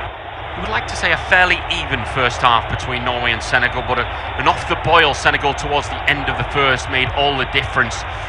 There was a couple of good saves from Edouard Mendy. One was an Aya header 3 minutes into the game, another was from an Odegaard effort. But the difference maker came in the 44th minute. A clearance made by a Senegal man found the feet of Odegaard, looking for Haaland, cleared to Pedersen, who forced it home on the feet of Mendy. 1-0 at half-time. We would like to say a fairly even first half between Norway and Senegal, but an off-the-boil Senegal towards the end of the first made all the difference. There was a couple of good saves from Edouard Mendy. One was an Aya header 3 minutes into the game, another was from an Odegaard effort. But the difference maker came in the 44th minute. A clearance made by a Senegal man found the feet of Odegaard, looking for Haaland, cleared to Pedersen, who forced it home on the feet of Mendy. 1-0 at half-time. We would like to say a fairly even first half between Norway and Senegal, but an off-the-boil Senegal towards the end of the first made all the difference. There was a couple of good saves from Edouard Mendy. One was an Aya header 3 minutes into the game, another was from an Odegaard effort. But the difference maker came in the 44th minute. A clearance made by a Senegal man found the feet of Odegaard, looking for Haaland, cleared to Pedersen, who forced it home on the feet of Mendy. 1-0 at half-time. We would like to say a fairly even first half between Norway and Senegal, but an off-the-boil Senegal towards the end of the first made all the difference. There was a couple of good saves from Edouard Mendy. One was an Aya header 3 minutes into the game, another was from an Odegaard effort. But but the difference maker came in the 44th minute. A clearance made by a Senegal man found the feet of Ødegaard, looking for Haaland, cleared to Pedersen, who forced it home on the feet of Mendy. 1-0 at half-time. We would like to say a fairly even first half between Norway and Senegal, but an off-the-boil Senegal towards the end of the first made all the difference. There was a couple of good saves from Edouard Mendy. One was an Aya header 3 minutes into the game, another was from an Ødegaard effort. But the difference maker came in the 44th minute. A clearance made by a Senegal man found the feet of Ødegaard, looking for Haaland, cleared to Pedersen, who forced it home on the feet of Mendy. 1-0 at half-time. We would like to say a fairly even first half between Norway and Senegal, but an off-the-boil Senegal towards the end of the first made all the difference. There was a couple of good saves from Edouard Mendy. One was an Aya header 3 minutes into the game, another was from an Ødegaard effort. But the difference maker came in the 44th minute. A clearance made by a Senegal man found the feet of Ødegaard, looking for Haaland, cleared to Pedersen, who forced it home on the feet of Mendy. 1-0 at half-time. We would like to say a fairly even first half between Norway and Senegal, but an off-the-boil Senegal towards the end of the first made all the difference. There was a couple of good saves from Edouard Mendy. One was an Aya header 3 minutes into the game, another was from an Ødegaard effort. But the difference maker came in the 44th minute. A clearance made by a Senegal man found the feet of Ødegaard, looking for Haaland, cleared to Pedersen, who forced it home on the feet of Mendy. 1-0 at half-time. We would like to say a fairly even first half between Norway and Senegal, but an off-the-boil Senegal towards the end of the first made all the difference. There was a couple of good saves from Edouard Mendy. One was an Aya header 3 minutes into the game, another was from an Ødegaard effort. But the difference maker came in the 44th minute. A clearance made by a Senegal man found the feet of Ødegaard, looking for Haaland, cleared to Pedersen, who forced it home on the feet of Mendy. 1-0 at half-time. We would like to say a fairly even first half between Norway and Senegal, but an off-the-boil Senegal towards the end of the first made all the difference. There was a couple of good saves from Edouard Mendy. One was an Aya header 3 minutes into the game, another was from an Ødegaard effort. But the difference maker came in the 44th minute. A clearance made by a Senegal man found the feet of Ødegaard, looking for Haaland, cleared to Pedersen, who forced it home on the feet of Mendy. 1-0 at half-time. We would like to say a fairly even first half between Norway and Senegal, but an off-the-boil Senegal towards the end of the first made all the difference. There was a couple of good saves from Edouard Mendy. One was an Aya header 3 minutes into the game, another was from an Ødegaard effort. But the difference maker came in the 44th minute. A clearance made by a Senegal man found the feet of Ødegaard, looking for Haaland, cleared to Pedersen, who forced it home on the feet of Mendy. 1-0 at half-time. We would like to say a fairly even first half between Norway and Senegal, but an off-the-boil Senegal towards the end of the first made all the difference. There was a couple of good saves from Edouard Mendy. One was an Aya header 3 minutes into the game, another was from an Ødegaard effort. But the difference maker came in the 44th minute. A clearance made by a Senegal man found the feet of Ødegaard, looking for Haaland, cleared to Pedersen, who forced it home on the feet of Mendy. 1-0 at half-time. We would like to say a fairly even first half between Norway and Senegal, but an off-the-boil Senegal towards the end of the first made all the difference. There was a couple of good saves from Edouard Mendy. One was an Aya header 3 minutes into the game, another was from an Ødegaard effort.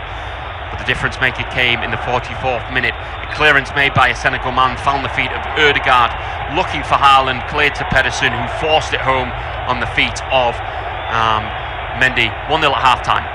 We would like to say a fairly even first half between Norway and Senegal, but an off-the-boil Senegal towards the end of the first made all the difference. There was a couple of good saves from Edouard Mendy. One was an Aya header 3 minutes into the game, another was from an Ødegaard effort. But the difference maker came in the 44th minute. A clearance made by a Senegal man found the feet of Ødegaard, looking for Haaland, cleared to Pedersen, who forced it home on the feet of Mendy. 1-0 at half-time. We would like to say a fairly even first half between Norway and Senegal, but an off-the-boil Senegal towards the end of the first made all the difference. There was a couple of good saves from Edouard Mendy. One was an Aya header 3 minutes into the game, another was from an Ødegaard effort. But the difference maker came in the 44th minute. A clearance made by a Senegal man found the feet of Ødegaard, looking for Haaland, cleared to Pedersen, who forced it home on the feet of Mendy, 1-0 at half-time. We would like to say a fairly even first half between Norway and Senegal, but an off-the-boil Senegal towards the end of the first made all the difference. There was a couple of good saves from Edouard Mendy. One was an Aya header 3 minutes into the game, another was from an Odegaard effort. But the difference maker came in the 44th minute. A clearance made by a Senegal man found the feet of Odegaard, looking for Haaland, cleared to Pedersen, who forced it home on the feet of Mendy. 1-0 at half-time. We would like to say a fairly even first half between Norway and Senegal, but an off-the-boil Senegal towards the end of the first made all the difference. There was a couple of good saves from Edouard Mendy. One was an Aya header 3 minutes into the game, another was from an Odegaard effort. But the difference maker came in the 44th minute. A clearance made by a Senegal man found the feet of Odegaard, looking for Haaland, cleared to Pedersen, who forced it home on the feet of Mendy. 1-0 at half-time. We would like to say a fairly even first half between Norway and Senegal, but an off-the-boil Senegal towards the end of the first made all the difference. There was a couple of good saves from Edouard Mendy. One was an Aya header 3 minutes into the game, another was from an Odegaard effort. But the difference maker came in the 44th minute. A clearance made by a Senegal man found the feet of Odegaard, looking for Haaland, cleared to Pedersen, who forced it home on the feet of Mendy. 1-0 at half-time. We would like to say a fairly even first half between Norway and Senegal, but an off-the-boil Senegal towards the end of the first made all the difference. There was a couple of good saves from Edouard Mendy. One was an Aya header 3 minutes into the game, another was from an Odegaard effort. But the difference maker came in the 44th minute. A clearance made by a Senegal man found the feet of Odegaard, looking for Haaland, cleared to Pedersen, who forced it home on the feet of Mendy. 1-0 at half-time. We would like to say a fairly even first half between Norway and Senegal, but an off-the-boil Senegal towards the end of the first made all the difference. There was a couple of good saves from Edouard Mendy. One was an Aya header 3 minutes into the game, another was from an Odegaard effort. But the difference maker came in the 44th minute. A clearance made by a Senegal man found the feet of Odegaard, looking for Haaland, cleared to Pedersen, who forced it home on the feet of Mendy. 1-0 at half-time. We would like to say a fairly even first half between Norway and Senegal, but an off-the-boil Senegal towards the end of the first made all the difference. There was a couple of good saves from Edouard Mendy. One was an Aya header 3 minutes into the game, another was from an Odegaard effort. But the difference maker came in the 44th minute. A clearance made by a Senegal man found the feet of Odegaard, looking for Haaland, cleared to Pedersen, who forced it home on the feet of Mendy. 1-0 at half-time. We would like to say a fairly even first half between Norway and Senegal, but an off-the-boil Senegal towards the end of the first made all the difference. There was a couple of good saves from Edouard Mendy. One was an Aya header 3 minutes into the game, another was from an Odegaard effort. But the difference maker came in the 44th minute. A clearance made by a Senegal man found the feet of Odegaard, looking for Haaland, cleared to Pedersen, who forced it home on the feet of Mendy. 1-0 at half-time. We would like to say a fairly even first half between Norway and Senegal, but an off-the-boil Senegal towards the end of the first made all the difference. There was a couple of good saves from Edouard Mendy. One was an Aya header 3 minutes into the game, another was from an Odegaard effort. But the difference maker came in the 44th minute. A clearance made by a Senegal man found the feet of Odegaard, looking for Haaland, cleared to Pedersen, who forced it home on the feet of Mendy. 1-0 at half-time. We would like to say a fairly even first half between Norway and Senegal, but an off-the-boil Senegal towards the end of the first made all the difference. There was a couple of good saves from Edouard Mendy. One was an Aya header 3 minutes into the game, another was from an Odegaard effort. But the difference maker came in the 44th minute. A clearance made by a Senegal man found the feet of Odegaard, looking for Haaland, cleared to Pedersen, who forced it home on the feet of Mendy. 1-0 at half-time. We would like to say a fairly even first half between Norway and Senegal, but an off-the-boil Senegal towards the end of the first made all the difference. There was a couple of good saves from Edouard Mendy. One was an Aya header 3 minutes into the game, another was from an Odegaard effort. But the difference maker came in the 44th minute. A clearance made by a Senegal man found the feet of Odegaard, looking for Haaland, cleared to Pedersen, who forced it home on the feet of Mendy. 1-0 at half-time. We would like to say a fairly even first half between Norway and Senegal, but an off-the-boil Senegal towards the end of the first made all the difference. There was a couple of good saves from Edouard Mendy. One was an Aya header 3 minutes into the game, another was from an Odegaard effort. But the difference maker came in the 44th minute. A clearance made by a Senegal man found the feet of Odegaard, looking for Haaland, cleared to Pedersen, who forced it home on the feet of Mendy. 1-0 at half-time. I would like to say a fairly even first half. It's very warm welcome back. We've just got back underway between Norway and Senegal to wrap up match day 2 in Group I. We've wrapped up the other match with France 3, Iraq 0, then punching themselves into the knockout stages. Well, Norway are well on their way as well, with a 1-0 lead after what you'd like to call a series of mistakes at the back from Koulibaly, and then Edouard Mendy gave the only substitute of the first half, Marcus Pedersen, the chance to get his first ever World Cup goal. It was low, it was to Edouard Mendy's left, but he sort of flapped it into the back of the net. But it's gifted them the goal. He nearly gifted Erling Haaland one as well, as he was dancing around with the ball at his feet. And Haaland from a close, narrow angle hit the foot of the post, and for his standards, he needs to be in the back of the net. But it still remains Norway 1, Senegal 0. No changes at the break, it looks like, so it's the same 22 as we left the first half. The only addition we have to this is someone alongside me. So, self-made Forcell, Luke Ashurst, as he's jumped over from Philadelphia to MetLife Stadium. No, as we're joined in a different studio for Norway versus Senegal. As, it's been a fairly moderate, even first half, but a mistake in play that always causes issues. But so far, so good for Norway. Yeah, absolutely. They were the beneficiaries of plenty against Iraq in the first game. They've already benefited from an error in this one, or 2 errors from Koulibaly and Edouard Mendy, and it could have been more as well. Come the end of that first half, it really could have been. They'll be desperate for the 3 points. It'll guarantee them through into the next round. It'll also set up a thrilling all-European tie in the final group game to decide who tops the group.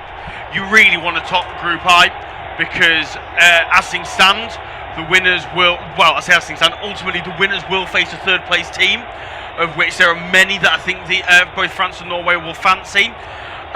The team that finishes second are currently set to face the Ivory Coast, and there are a lot of teams I would be looking to try and avoid at this year's World Cup.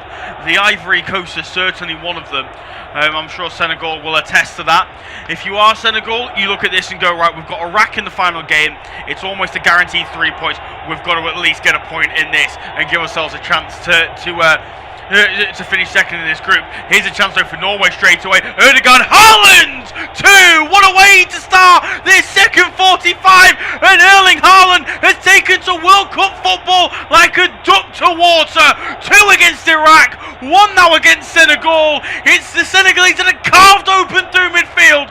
And when you've got players the quality of Odegaard and Haaland, you simply cannot afford time and space like Senegal have done there. And rightly so. Pat Shaw's team has been devastated.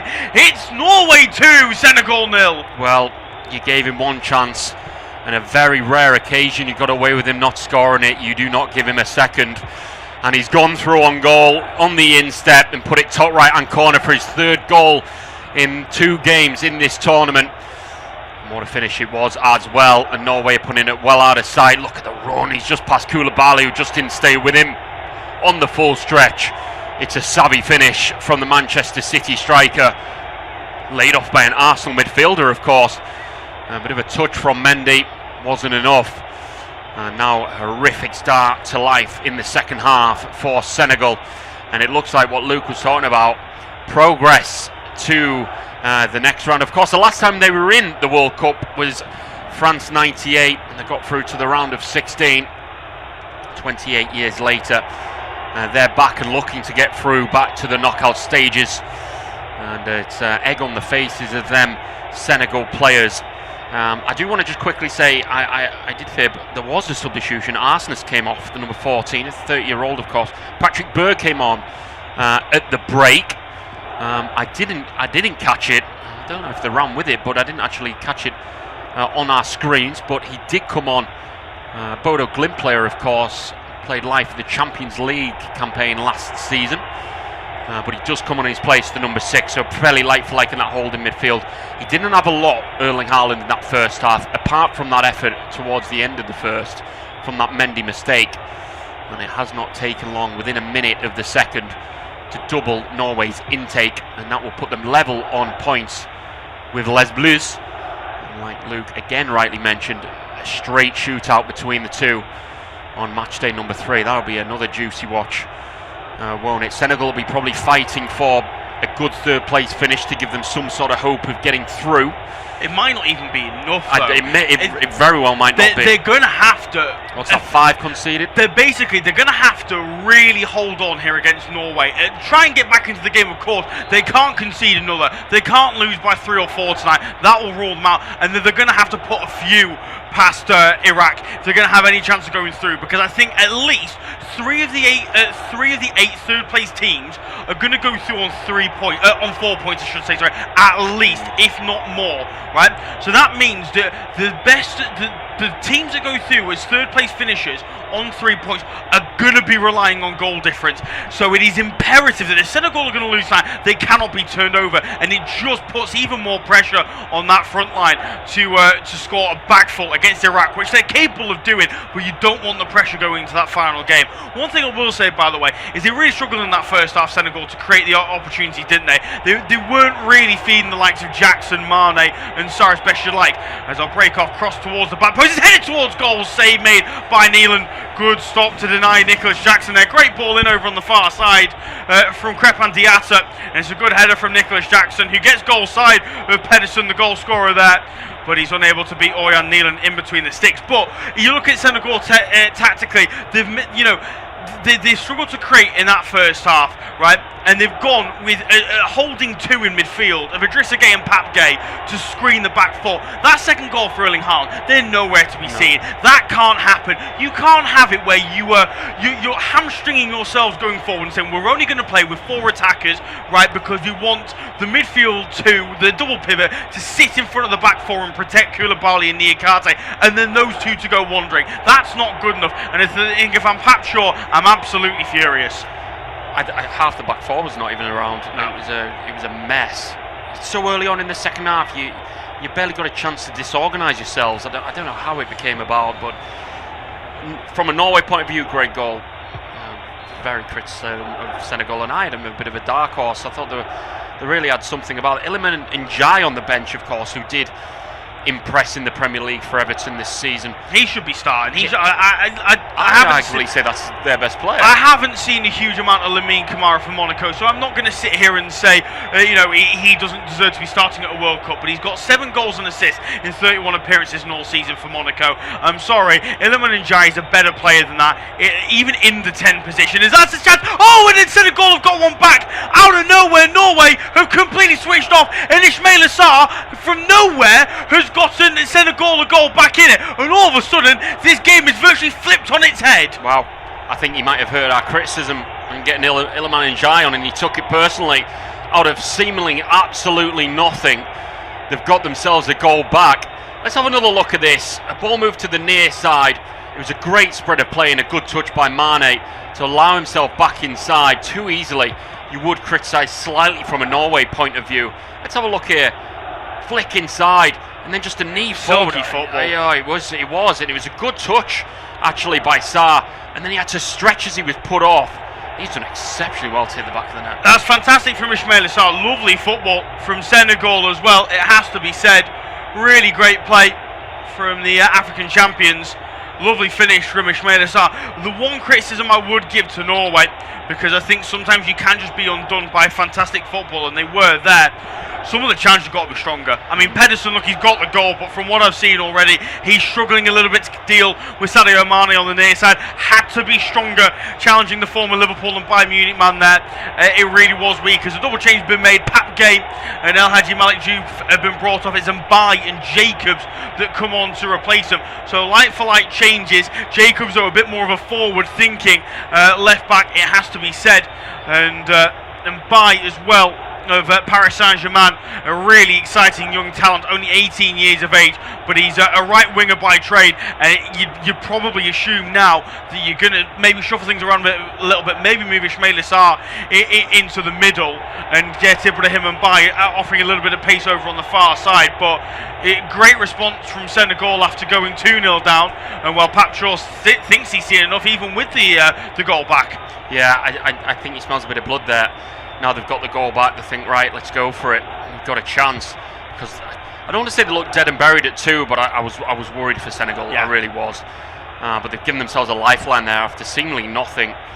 The football was silky and it was good. 55 on the clock. Norway 2, Senegal 1. Unofficial independent off-tube studio commentary on our screens from MetLife Stadium, the home of the World Cup final in East Rutherford, New Jersey. Home with the New York Jets and Giants in the NFL, and it will host the final on July 19th. I wouldn't expect it between one of these two in the final, but you never know. I don't think anyone expected Greece to win the Euros in 2004, so there's always upsets. As it's moved to the right-hand side of the box for Senegal, laid back to Lamine Camara, and that's why he has the intake he does with them stats, because he leans back, scuffs the shot, and he goes way over the bar. But what I will say is, shot aside, better. It's a lot better, and you know what? I like that from Lamine Camara. Now playing in a slightly deeper position alongside Idrissa Gueye, he's arriving late, which means he can offer a little bit in the final third, offer more than what he was offering before as the 10, because he's going unmarked, he's going undetected. I really like that from Camara. That's good. Poor finish, obviously. You'd expect better from a player of his quality from that distance, but it's a nice run, and again, reminds Norway that Senegal are still in this. They actually, if anything, look, they may have gone to a 4-4-2. I think Ismail Sarr is now playing alongside Nicholas Jackson, which I like a lot. That's a very quick front two. Yeah, very quick indeed. Offside, surely. Yeah, he looks slightly off here, down on this near side with Sanderberg, but flag stays down. Back to Soloff. Didn't offer a lot in that first, did the Atletico Madrid man. Of course, playing slightly out of position, so there's a slight bit of leniency and forgiveness in that. Goes all the way back by goal scorer Marcus Pedersen to his keeper, Nyland. Organ Nyland, of course, playing in La Liga now as a second string keeper, known him by trade in England football. Over the top it goes for Soloff, slightly under hit but retracts, holds it up well, that's his game. Moves inside on that left foot and dropped off to Sanderberg. Round the corner, good ball. It's well taken by Marcus Pedersen as well, who's sliding, get there as well, looking for Haaland and Noosa. They're getting each other's way in the end, but they keep it alive. Left hand side of the box, back to Haaland, 3-1. They were just getting back into this game, and that man again is taking it right back away from them with the right foot this time. Well, he's on a goal scoring form as he always is. He got a brace in the last, he's got a brace in the current. 3-1 to Norway. He's inevitable, isn't he, Erling Haaland? Even when his teammates are getting in his own way, he's still got an opportunity to find the back of the net. But I tell you what, it's a great finish from Haaland, but so much of the credit has got to go to Patrick Berg, the substitute, for keeping that move going. That is absolutely sublime inside the penalty area from the Bodo Glimt man. The close control to take it around Crepin Diatta inside the penalty area and just float the ball into Erling Haaland. It's absolutely delightful. Look, Senegal are poor in the first place. They're wide open again. Defensive shape is non-existent, but that is absolutely superb from Patrick Berg to keep it moving. In fact, it's not Crepin Diatta, who I think I'd give it, slightly less credit to if it had been, because he's not a defender by trade. It's Kalidou Koulibaly, and he just knocks it round. The former Chelsea man floats it into Erling Haaland. I mean, no goalkeeper in the world is saving that off the underside of the crossbar. So many players would send that over the bar or wide of the post, but that is how good he is. He is one of the greatest finishers we've ever seen in world football, and already has 4 World Cup goals in his first ever tournament. I mean, devastating, absolutely devastating, and Senegal can't believe what's hit them. They just cannot get Norway to go away. They really can't, and the danger you've got is because they know they've got to get a result in this one, Senegal will keep bombing players forward, and Norway will keep exploiting the space down the other end. We've got to break. You're not missing anything, because Edouard Mendy's gone down for Senegal. This might just go from bad to worse for them. he's done something in what to believe probably the stretch for the Haaland goal, as they were just taking a little bit of fluids, and I had to clock a look there because I thought, hold on, we're 10 minutes early. I think he was just taking on a little bit of fluid, but he's got a big smile on his face. He's probably got the biggest smile in New Jersey right now, does Erling Haaland, if that Red Sea behind the goal doesn't themselves. 59 goals in 52 caps for Norway. Their top scorer by what I believe to be now 26 goals. And he's not even hit his full stride in his career. It is inevitable, and it's damn right terrifying. Oh, it absolutely is terrifying. I mean, again, I've heard it said a lot in this tournament that European qualifying is, the hardest confederation to qualify from. I strongly disagree, and no disrespect to Erling Haaland, but I think those stats back it up. To have more than a goal a game, playing in Europe, playing for a European nation, I don't think you can call it the hardest confederation to qualify from. But take nothing away from Haaland and his record, that's a ridiculous number of goals in so few games for that tally. I mean, people talk about a good goal-to-game ratio in club football is probably, an elite goal-to-game ratio is probably a goal every other game. In international football, people say that an elite goal-to-game ratio is a goal every 3 games. Well, Erling Haaland scoring more than a goal a game, that is honestly superb. And I'm forever blown away from him. I mean, I have such adoration for him, I really do. You look at his goal-scoring record in qualifying: 2 against Italy, 2 against Estonia, 3 against Israel, 5 against Moldova, 1 against Estonia in a 1-goal win away in Eastern Europe, 1 against Italy, 1 against Israel, 1 against Moldova, 3 against Gibraltar, 1 against Latvia. You have to go back to the 30th of March 2021 for the last time he failed to score in a European qualifier for Norway. 2021. He's scored in each and every World Cup qualifier since 2021. That is an unbelievable record. It really is. In the Nations League, 3 against Kazakhstan, 1 against Slovenia. Didn't score in a 5-1 defeat against Austria, but prior to that got 2 against Slovenia. Got 1 against Austria in the 2-goal win. Didn't score in a 0-0. It went 2 without scoring against Kazakhstan and Serbia, but it had scored previously 1 against Slovenia and 2 against Sweden. As it looks as though Edouard Mendy's race is run, and not just his race this evening. That looks like his World Cup race is run. That maybe looks like a broken arm, Nathan. That is, that's not good at all. It's not. I want to know exactly what was happening. Maury Dior will be coming on, the man that plays in Liga 1 with Le Havre in his place. Probably wasn't expecting to come on the field, as any substitute keeper would probably not anticipate. But on he comes. After seeing what Erling Haaland's doing out there, he probably wouldn't want to come on, but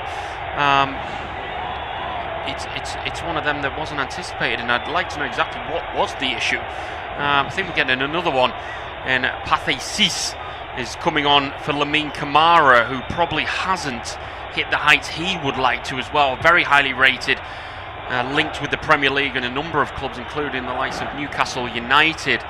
But Pathé Sis will come on in his place as well. So we've got a substitute keeper on against Erling Haaland, and I think for Senegal now they're just hoping it doesn't get too embarrassing. Well, that's what they brought on Pathé Sis. I've seen him quite a few times for Viacana this season in the Conference League. Really, really like him. Big, physical player, can play hold of midfield, can play at centre half. This is a combination. I think that you can look at this change one of 2 ways. You can either see this as Pap Chow saying, we can't lose by more than 2. We can't for the goal difference. So I'm going to bring Sis on and we're going to hold for it. I kind of think of it another way. I think that this is going gung-ho. This is, we can get something from this game still, even 2 goals down. If I bring on Sis, my fullbacks can go, Idrissa Gueye can go, my midfield, it is literally going to be the 3 of Mendy, Niakate and Sis, and everybody else just go and get a goal because they need it. Yeah, absolutely. At the minute, it looks like Norway are outscoring France after 2 games. France have 6 goals scored, 1 conceded, and at the minute Norway are on 7 goals scored, 2 conceded. it's going to be a juicy head-to-head. I love how if FIFA introduced a new rule so that it was going to be decided by head-to-head, then it was goal difference and then goal scored, and somehow we've still managed to get to goal scored. Obviously, there's still a game to play between France and Norway, so that will decide it. But I love that we're at that stage where goal scored is currently seeing Norway ahead of France. Brilliant. But I think that speaks volumes on it. It does. It certainly does. Norway have been mightily impressive. I'll be honest, I think we all expected they would be. Disappointed with Senegal. It's weird. I've been impressed by Iraq, and yet somehow they've been thumped twice, which is an odd one. But here comes Senegal now.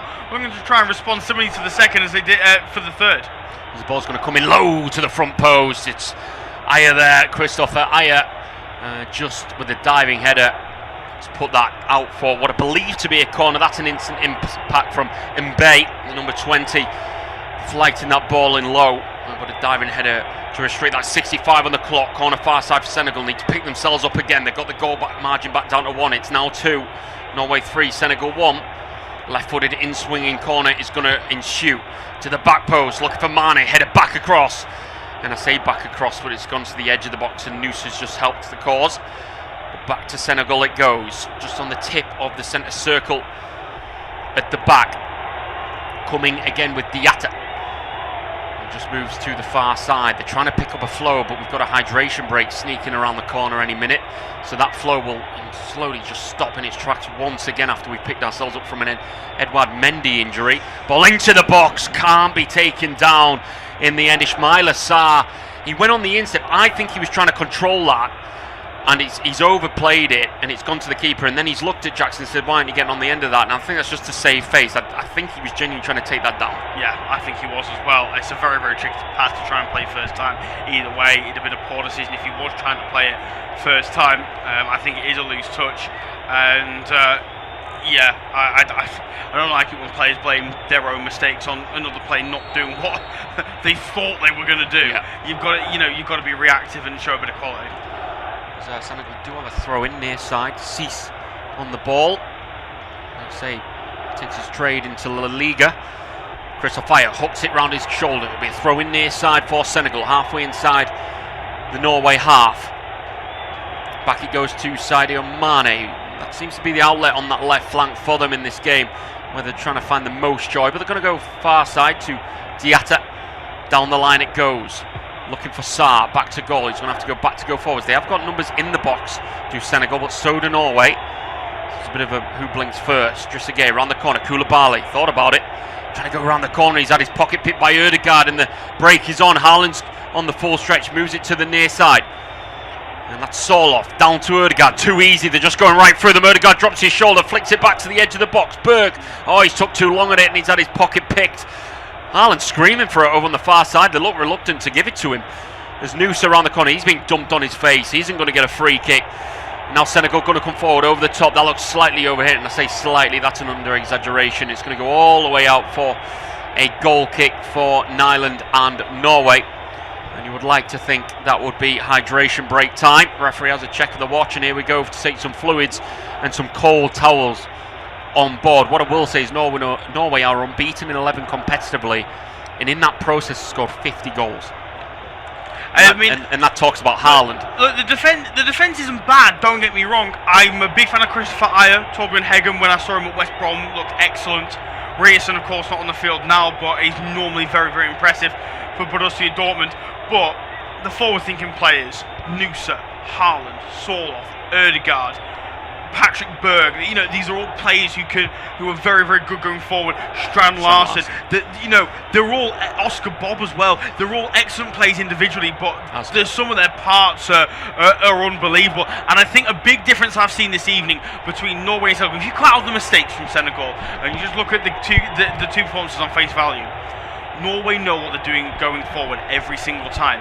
That attack there for Norway comes from Senegal not knowing what to do in the final third, and Bai gets it and he thinks, Actually, I don't think I should cross it against Hegemonia, which he shouldn't, because they're not going to win a header. So what does he do? In the final third, he lays it off to Idrissa Gueye, who's never been known for his forward-thinking play. He then thinks, oh, I definitely shouldn't cross it.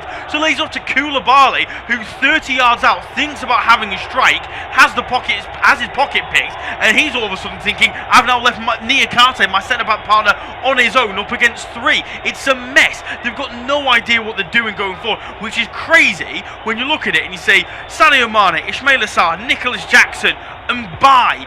I don't really understand where the plan is here for Pap Chow. And I can't imagine he's looked at this and gone, oh, I can't believe Norway are good on the transition. Like, this has really shocked me. This should have all been expected, and this has been a horribly managed game from Senegal so far. And I think if Norway want to, they could or have the quality to and the composure to, they could end up with a similar scoreline that they had against Iraq the other day. And well, that's it. It's if they want to with 20 plus. Well, we'll have a lot of additional costs for the Mendy going down. They're looking to win 2 games at the World Cup for the first time ever. So we're about to witness history if they can play their cards right for the foreseeable until that final whistle comes from the Brazilian referee Wilton Sampaio. So they are on the verge of history, and you would like to say they've been good credit for it. They've been good enough, and like we say, an intriguing final day against France. That's the real test. That's what do you have about you? Of course, you would like to think that if they beat France, that would be called a major upset. With all due respect to Norway. How France are, that's still a major upset. Oh, it absolutely is. I think it's going to be really interesting to see what this Norway side can do. I still think they're building towards something maybe even bigger, and there's still plenty to come from this side. So we're going to see another change being made. Antonio Nusa is going to depart during this hydration break, He's going to be replaced by Andreas Schelderup over Benfica. They've got 2 Benfica players in this side. Norway, of course, Fredrik Alsnes has already been brought off, so it won't have 2 on the pitch at the same time. But Schelderup on to replace Nusa. We're also going to see Pat Matassar come on as well in midfield. Don't be surprised if that's for Idrissa Gueye, who seems to have struggled a little bit. In fact, it's not. It's for Kalidou Koulibaly. Right, so we'll see Sis drop in at centre half then with Niakate. Gueye's been given the armband. And Papsal will come in midfield alongside him. Again, this is messy from Papsal. It really is. And, I don't know. I expected better from Senegal. I really did. Yeah, Koulibaly, a performance to forget, unfortunately, for him. And Papsal, who we know by trade in the Premier League for Spurs, comes on in his place. But with that, I think that's a good time to pass it over to you, Luke. Take us home. Yeah, cheers, Nathan. Thank you very much. There's a long ball sent over the top, looking towards looking towards Chris Fry. It wasn't. Looking towards Nicholas Jackson, but it wasn't to be. Aya reads it well and nods it over the top.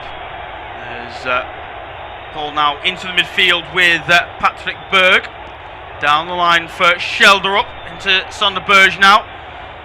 The decent ball forward, looking back towards Schelderup. That's an overhit pass and straight out of play for a throw-in. And when taken quickly into Papsar, will get his first touches since coming on. We'll go back to Niakate, who'll go even further back to Zhao, the goalkeeper. Idrissa Gueye now, looking for options around him. Has Niakate on the near side. Instead, we'll go over to the far side for Sis. Sis down the line does well to feed Mbai. Mbai now will play it back into Papsar.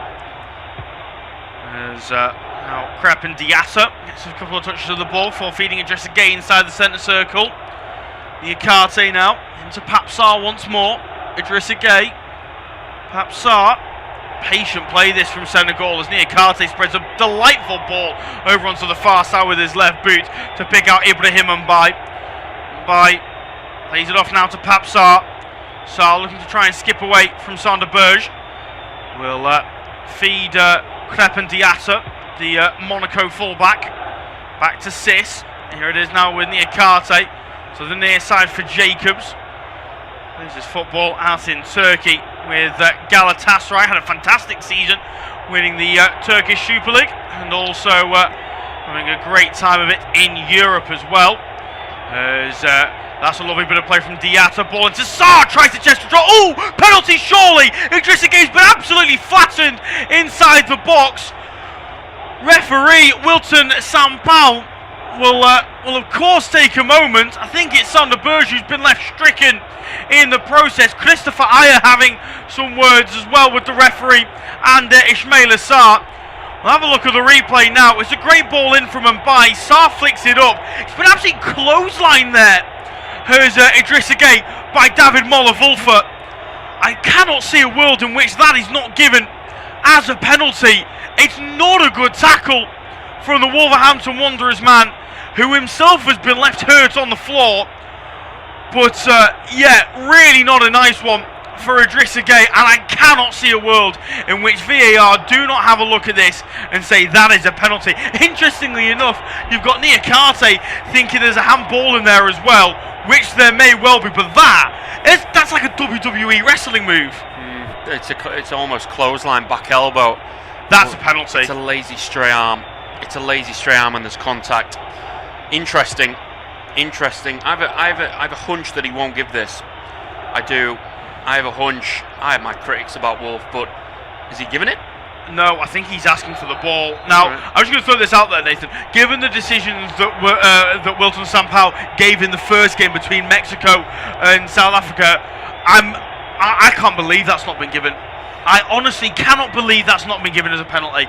David Moller-Wulfer has come across Idrissa Gueye and levelled him with a loose arm. That, I mean, I tell you what, when it's not your day, it's not your day, and I'm sure Senegal are thinking after that it's not their day. I cannot believe Idrissa Gueye has not been given a penalty for that. And with 15 minutes of normal time left to go, I'm sure there'll be plenty Senegalese football fans around the world who will be sat there completely bemused. Yeah, absolutely. You've got to think at this time in the game to get a penalty is huge for them. They're going to come again.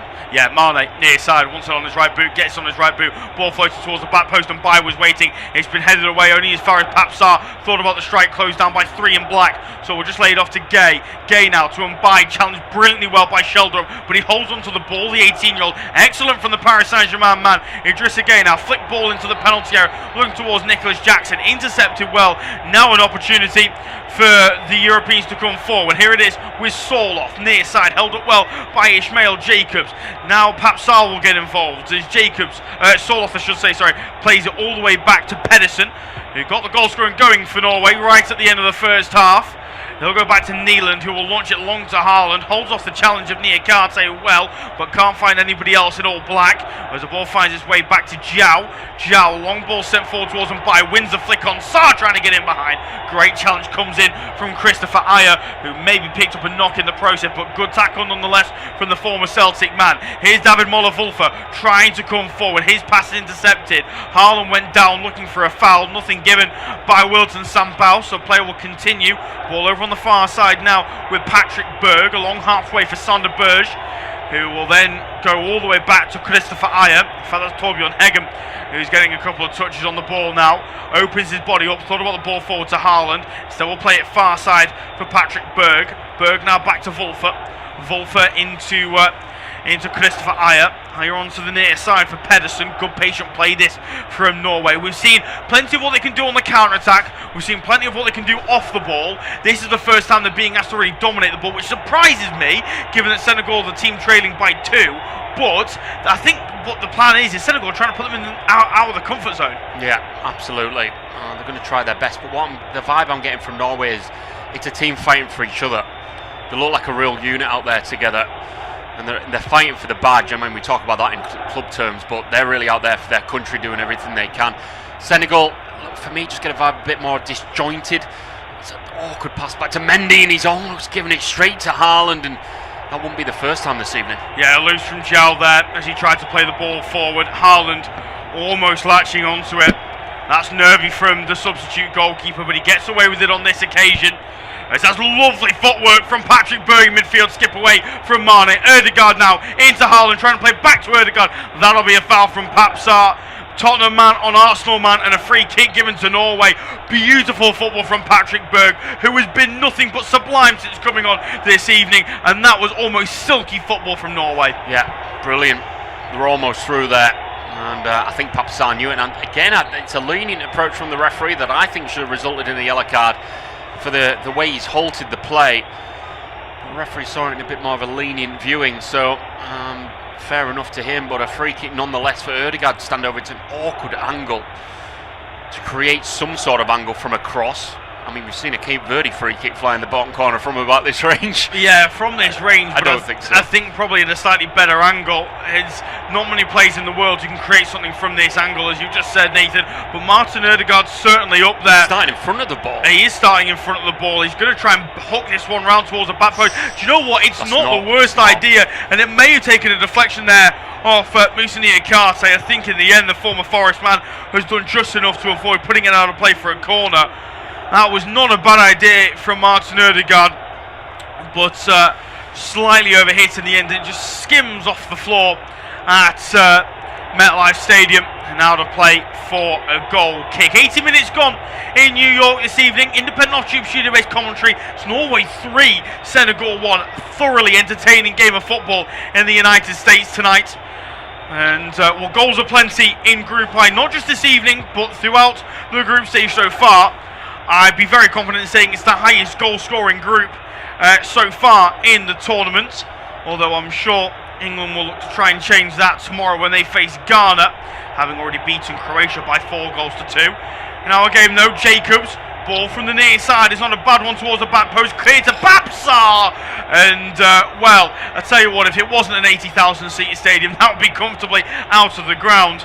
And he's lucky he's not playing at Kenilworth Road this evening, Papsar, because he's thundered that over the crossbar and out of play for a goal kick. Off balance on the volley. He's never going to end well. Not great at all from the Tottenham Hotspur man. And Senegal still searching for a goal to get back into this one. Long goal kick taken long forward is brought down brilliantly by Path Ismail Cease, who will just go back to Diao. Long ball sent forward, flick on one by Mbaye. He's looked dangerous since coming on for Senegal. Aya, though, holds off the challenge of Nicholas Jackson. Feels he was fouled there by the Chelsea man. Referee says no, however. And play will continue with Aya getting the ball cleared long. It's then put out of play for a Norway throw-in over on the far side by Papsar. And the Norwegians are going to take their time over this before getting it taken, although appears that we've got a quick stoppage here because nobody's heading over to the ball, and Wilton Sampaio was running over, I think, to Torbjorn Hegem. Yes, he was, and Christopher Aya saying that a change needs to be made. Fair enough. You don't want to risk a player with an injury in this situation when a big victory is potentially on the cards. Oh, absolutely, yeah. If you've got subs in the kitty, and it's a tournament that's a long stretch, isn't it? It's a war, not a battle. Main player centre-half, you don't want to be risking him, so get him off the field of play. You've got 3 points practically wrapped up. Yeah, absolutely. When you've got Stade Rennais defender Leo Ødegaard on the bench, you've certainly got a half-decent option to bring on. Spent this last season on loan at Genoa in Serie A. Got 5 goals in 30 appearances in Italy's top division. He's certainly a danger from set pieces, as Iraq found out last time out. So yes, a good option defensively, but also a good option going forward as well, if potentially they need to get a goal back in this one. But Sadio Mane looking to get a goal back for Senegal here. Great skill down the left hand side. Bicycle kick finds its way. Oh, Jackson, huge opportunity saved by Neeland. And then I think the flag's going to go up. It has done. Brilliant from Mane down the near side. Lovely ball in. Bicycle kick from Ismail Assar finds its way to Jackson. Wouldn't have mattered anyway because Neeland makes a great save from close range. But ultimately, Senegal really ought to have found themselves with a goal back. I mean, Jackson's lucky that's offside because what's he doing? 4 yards out and he can't find his feet. It has hit Wolf's arm, but I think it's very close to him and there's not much he can do. The only argument you've got is his arm's in a slightly unnatural position, is his hands tucked near his armpit. That's the only argument I can give it, but I don't think they'll ever give that. Maybe not, but the argument would be, and maybe this is given in a different competition, i.e. the Champions League, that ball's heading towards goal. If it doesn't strike his arm, that is a shot on target. I think in another competition, that is given as a penalty, but we're now going to see the 4th and 5th changes made by Ståle Solbakken and Norway this evening. We're going to see Oscar Bob come onto the field. He replaces Alexander Sorloth, who I feel for in this Norwegian side, and most other teams in Europe, he would start up front for them. But because he's playing for the same nation as Erling Haaland, he's almost forced out wide to the right-hand side. And I actually think a lot of his work goes underappreciated by those in the football media. I think he does a real good job for Norway and puts a lot of fullbacks under an awful lot of pressure. He's replaced, and he's going to be replaced by Oscar Bob. We've also seen Leo Østegård enter the field of play, and I'm assuming that's for Torbjørn Heggem, and indeed it is. On comes the Stade Rennais centre-half to replace the Bologna man. As that's a ball over the top looking towards Sadio Mane on the near side. There's a problem here for Pedersen, as it looks as though there's been a head collision there with Mane nodding the ball out of play on the near side. This is a sight to behold, isn't it, Nathan? It's like Olympic rowing, isn't it? Everyone's doing it in unison.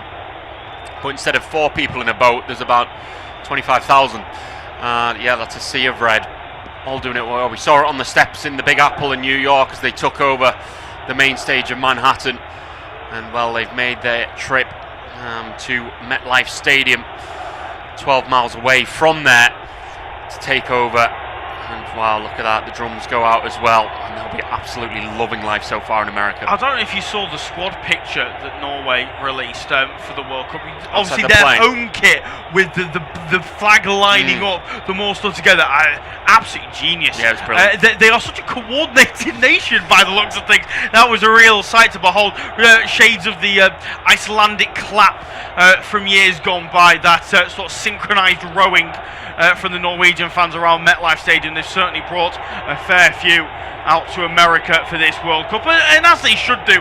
Obviously haven't played in the World Cup since France '98, and well, they're really putting on a show for their supporters who have waited so long to watch their side play in World Cup football. Ibrahim Mbaye's been brought down, driving forward there by Patrick Berg.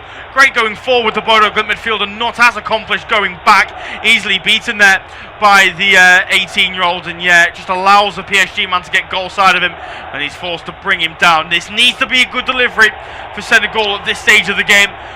Just under 5 minutes left to play plus stoppage time. Crépin Diatta, the man standing over it, the number 15, got to fling in a good ball here. I'm surprised as few as there are inside the penalty area for Senegal, but it will be floated in. It'll be headed straight up into the air by Ayer and cleared away.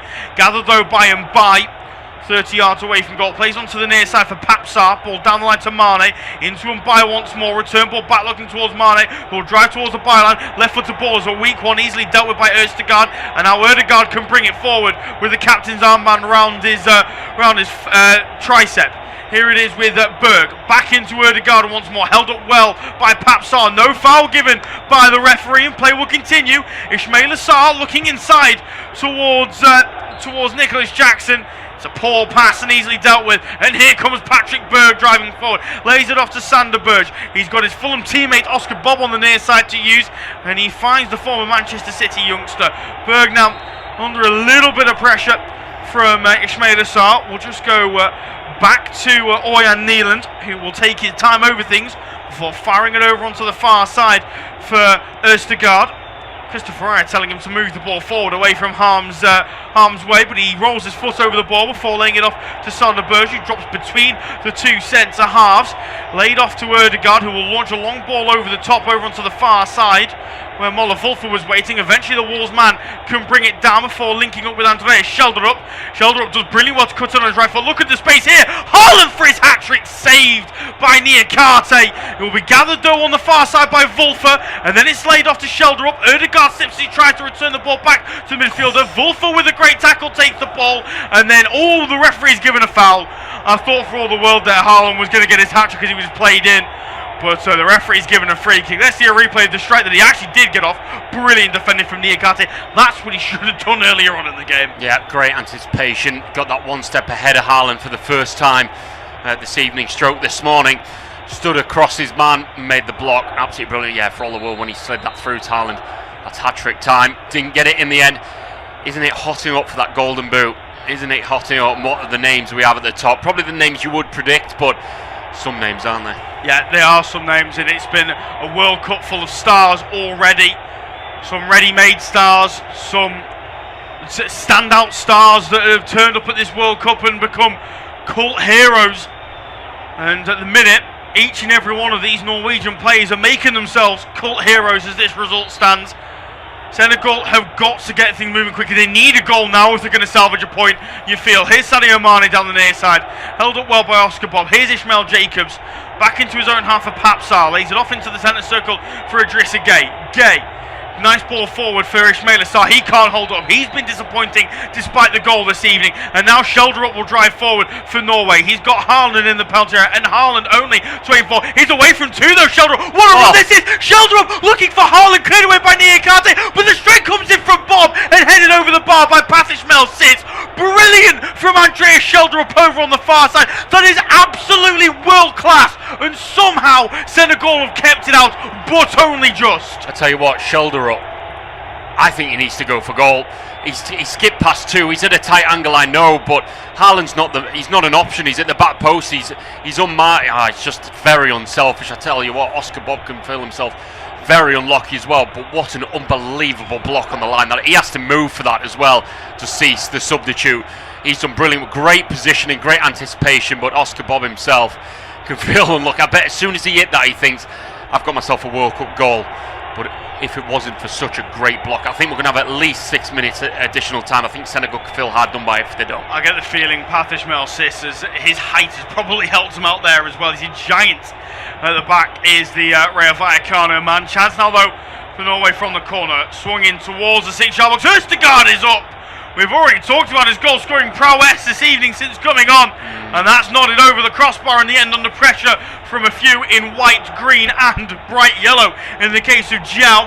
9 minutes to be added on at the end of this game at MetLife Stadium. It's still Norway 3, Senegal 1. Independent off-tube studio-based commentary. A reminder that as things stand, Norway go top of Group I, qualify for the round of 32 in their first World Cup since France 98. They will play effectively a shootout with France in the final group stage game to determine who finishes top of Group I, and will face one of the 8 third place teams, best third place teams. At the moment, Senegal will need to batter Iraq to have any chance of going through as one of those 8 third place teams, as Haaland trying to get away from Papsar on the edge of the penalty area, challenged well in the end by the Tottenham man, and well, Senegal now will look to, I say play out from the back, we'll just look to try and get the ball moving, to be honest. Here it is over on the far side with Ibrahim Mbaye, who's looked dangerous since coming on, but is still waiting for that first clear-cut opportunity. Mane, drop deep to get involved in play, feeds Idrissa Gueye near side.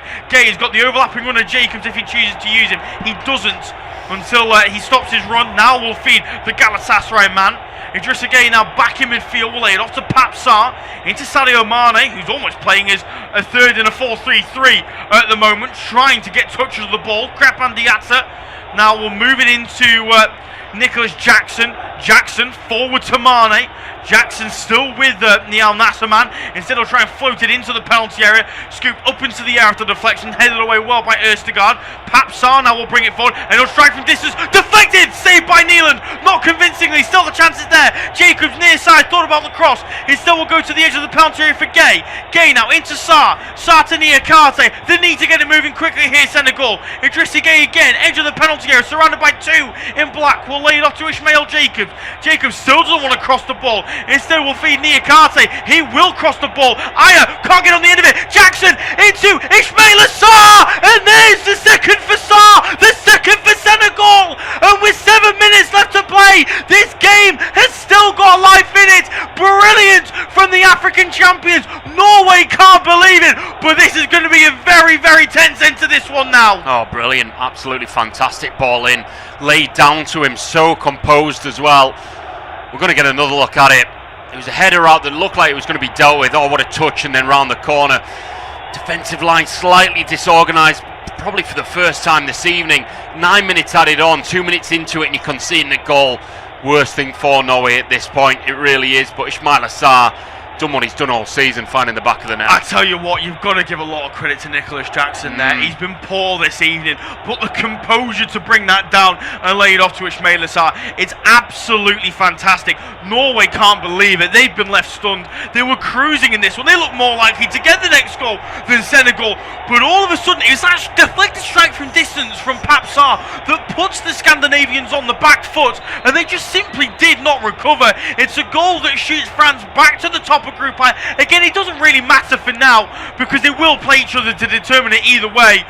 But it's a huge moment in this one, and potentially, depending on what happens in the remaining 6 minutes of the of added on time, it could potentially be a huge one for the whole tournament. Because I tell you now, if Senegal can get a goal back, right, and they go into the game against Iraq on 1 point, knowing that a win for them and a defeat for Norway against France will guarantee them second, it's going to get very, very nervy in Group I come that match week 3.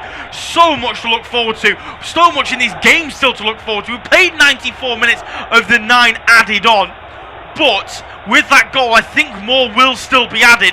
Here's Idrissa Gueye for Senegal, into the centre circle for Sis. Sis looking for options around him. A lot of these players seem absolutely dead on their feet, and I'm not surprised as well. They've given everything to this game.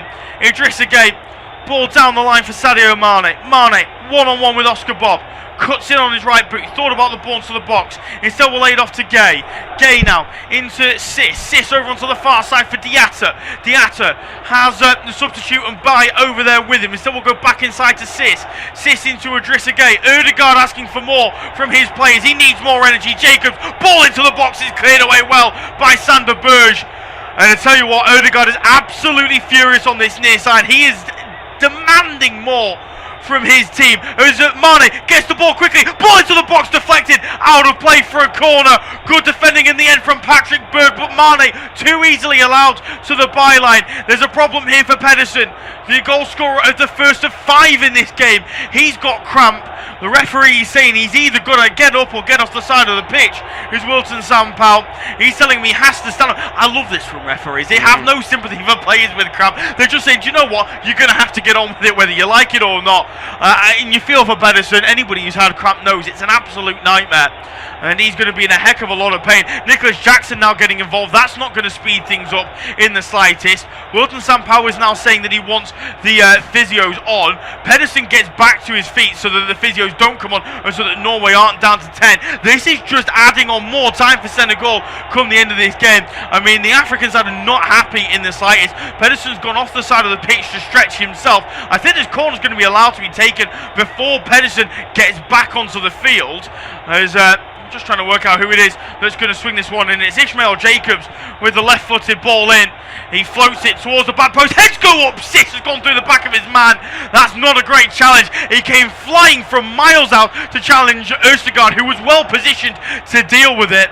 It's not a bad idea in the slightest from Senegal and from Path Ishmael Sis, but it was really sort of on the edge stuff. And in the end, Ødegaard's come off quite the worse. Brave from him, brave from the substitute, and it is to be where he was. Sis was coming on, he was marching onto that with the right bit of momentum on him. It was a decent ball in, that's the man he was aiming for, and he almost found him. Ødegaard, that's really brave. Let's have another look. We're going to get a replay of it. Bang, right through the back, and he gets collided in mid. It's just brilliant defending. He's got 2 players going for the ball, that's what you can say.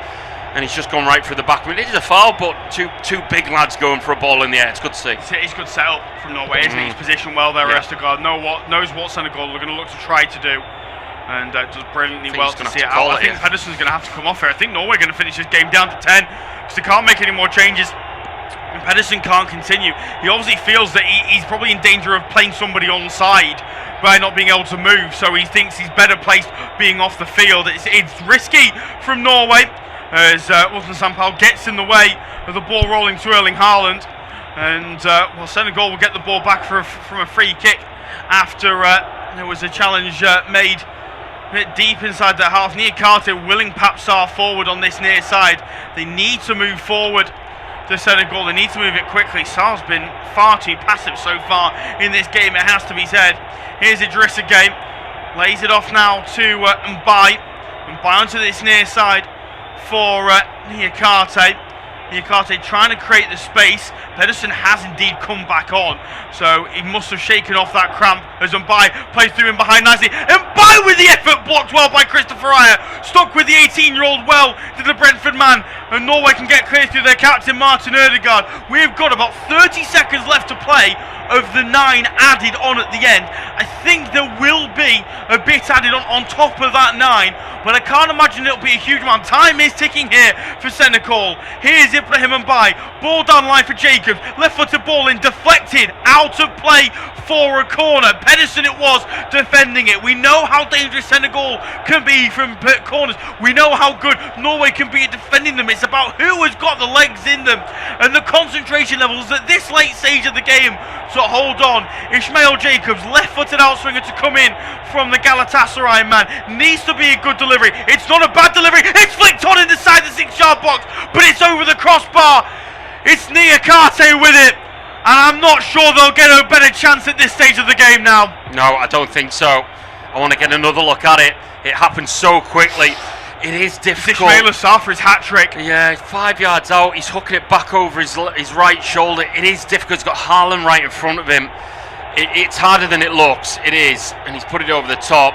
He's done extremely well. And I tell you what, he's carried his team this evening, that's for sure. He's done extremely well himself. But you'd like to call that probably Norway have got all 3 points, and you can see by Haaland's body language there, I think he knows it. Yeah, I think he needs his team to be composed and get on the end of this ball. Sent long by Oyan Neeland. He's kicked that straight out of play for a throw-in. That is not what Norway needed at all.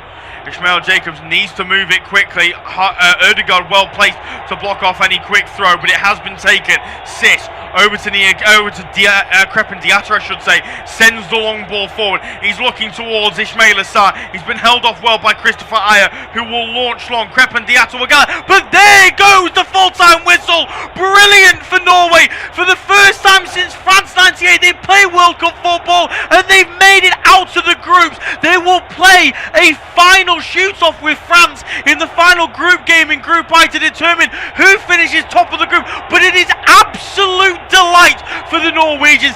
They've beaten Senegal by 3-2. They made it hard. They led the Senegalese back in twice, courtesy of 2 Ismail Assar goals. But a brace from Erling Haaland and a first-half strike from Marcus Pedersen, enough to seal all 3 points. Delight for the Europeans. Disaster for Senegal. They've got to batter Iraq and hope it's enough in the final group stage game. But full time in New York, it finishes Norway 3, Senegal 2.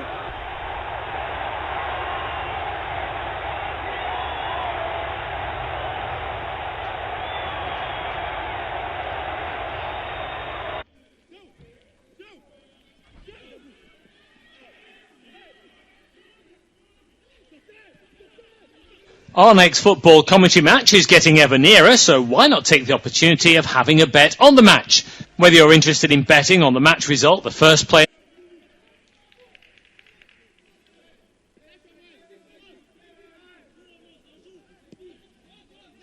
Our next football commentary match is getting ever nearer, so why not take the opportunity of having a bet on the match? Whether you're interested in betting on the match result, the first player to score, the last scorer, correct score, double result, total goals market, handicap betting, or any other of our exciting market, it's fun to be involved. Don't forget, when the match kicks off, you can sit back and enjoy superb independent studio commentary while also enjoying our in-play betting opportunities. Good luck.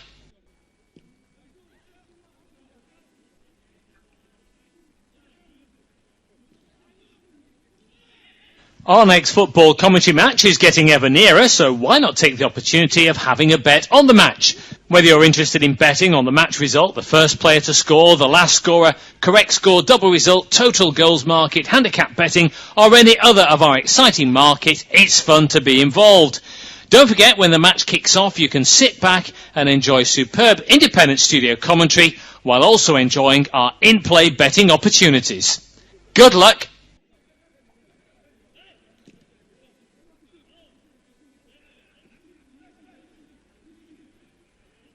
Our next football commentary match is getting ever nearer, so why not take the opportunity of having a bet on the match? Whether you're interested in betting on the match result, the first player to score, the last scorer, correct score, double result, total goals market, handicap betting, or any other of our exciting markets, it's fun to be involved. Don't forget, when the match kicks off, you can sit back and enjoy superb independent studio commentary while also enjoying our in-play betting opportunities. Good luck!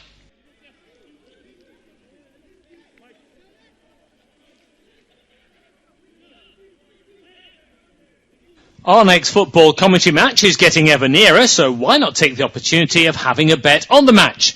Whether you're interested in betting on the match result, the first player to score, the last scorer, correct score, double result, total goals market, handicap betting, or any other of our exciting markets, it's fun to be involved. Don't forget, when the match kicks off, you can sit back and enjoy superb independent studio commentary while also enjoying our in-play betting opportunities. Good luck!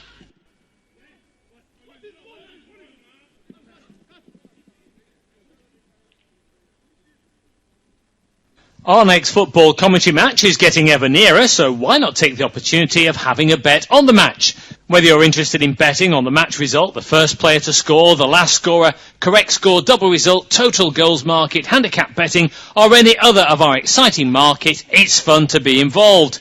Don't forget, when the match kicks off, you can sit back and enjoy superb independent studio commentary while also enjoying our in-play betting opportunities. Good luck!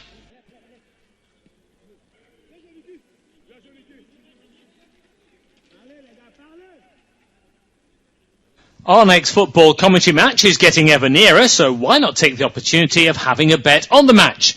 Whether you're interested in betting on the match result, the first player to score, the last scorer, correct score, double result, total goals market, handicap betting, or any other of our exciting markets, it's fun to be involved.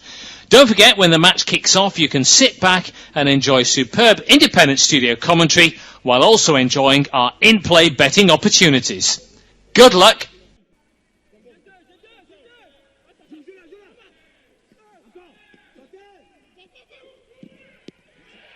Our next football commentary match is getting ever nearer, so why not take the opportunity of having a bet on the match? Whether you're interested in betting on the match result, the first player to score, the last scorer, correct score, double result, total goals market, handicap betting, or any other of our exciting markets, it's fun to be involved.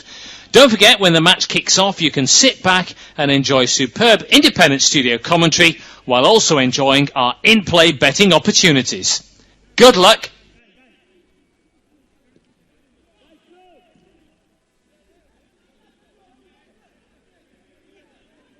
Our next football commentary match is getting ever nearer, so why not take the opportunity of having a bet on the match? Whether you're interested in betting on the match result, the first player to score, the last scorer, correct score, double result, total goals market, handicap betting, or any other of our exciting markets, it's fun to be involved.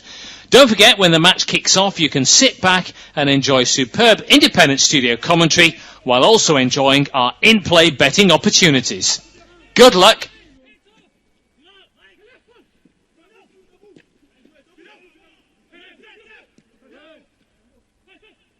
Our next football commentary match is getting ever nearer, so why not take the opportunity of having a bet on the match?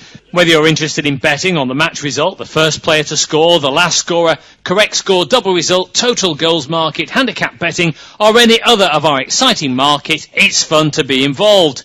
Don't forget, when the match kicks off, you can sit back and enjoy superb independent studio commentary while also enjoying our in-play betting opportunities. Good luck!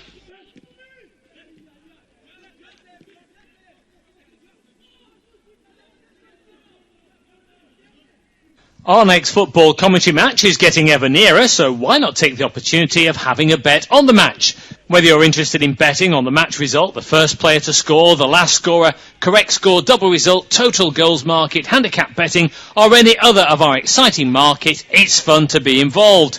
Don't forget, when the match kicks off, you can sit back and enjoy superb independent studio commentary while also enjoying our in-play betting opportunities. Good luck!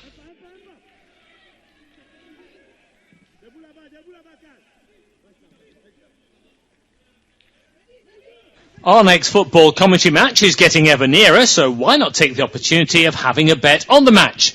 Whether you're interested in betting on the match result, the first player to score, the last scorer, correct score, double result, total goals market, handicap betting, or any other of our exciting market, it's fun to be involved. Don't forget, when the match kicks off, you can sit back and enjoy superb independent studio commentary while also enjoying our in-play betting opportunities. Good luck!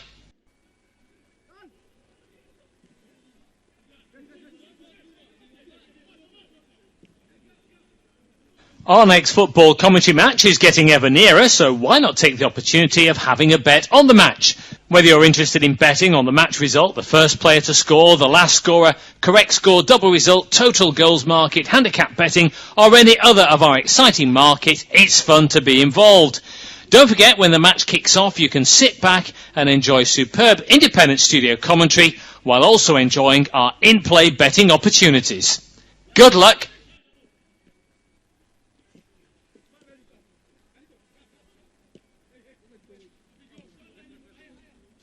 Our next football commentary match is getting ever nearer, so why not take the opportunity of having a bet on the match? Whether you're interested in betting on the match result, the first player to score, the last scorer, correct score, double result, total goals market, handicap betting, or any other of our exciting market, it's fun to be involved.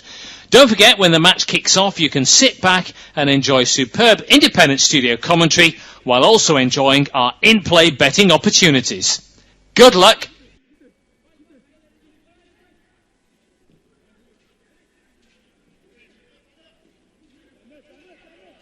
Our next football commentary match is getting ever nearer, so why not take the opportunity of having a bet on the match? Whether you're interested in betting on the match result, the first player to score, the last scorer, correct score, double result, total goals market, handicap betting, or any other of our exciting market, it's fun to be involved. Don't forget, when the match kicks off, you can sit back and enjoy superb independent studio commentary while also enjoying our in-play betting opportunities. Good luck!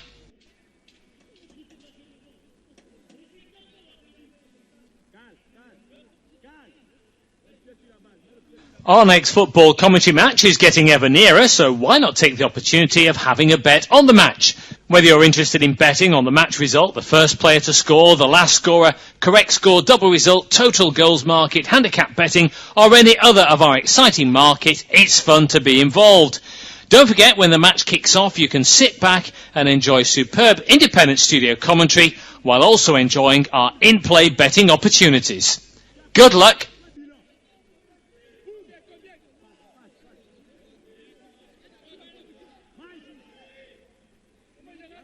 Our next football commentary match is getting ever nearer, so why not take the opportunity of having a bet on the match? Whether you're interested in betting on the match result, the first player to score, the last scorer, correct score, double result, total goals market, handicap betting, or any other of our exciting market, it's fun to be involved. Don't forget, when the match kicks off, you can sit back and enjoy superb independent studio commentary while also enjoying our in-play betting opportunities. Good luck!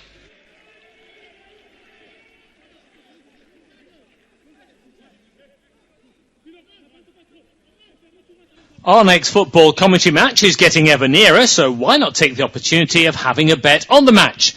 Whether you're interested in betting on the match result, the first player to score, the last scorer, correct score, double result, total goals market, handicap betting, or any other of our exciting market, it's fun to be involved. Don't forget, when the match kicks off, you can sit back and enjoy superb independent studio commentary while also enjoying our in-play betting opportunities. Good luck!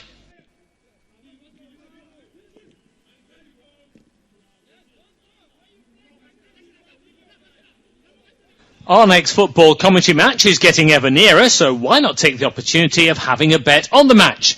Whether you're interested in betting on the match result, the first player to score, the last scorer, correct score, double result, total goals market, handicap betting, or any other of our exciting market, it's fun to be involved. Don't forget, when the match kicks off, you can sit back and enjoy superb independent studio commentary while also enjoying our in-play betting opportunities. Good luck!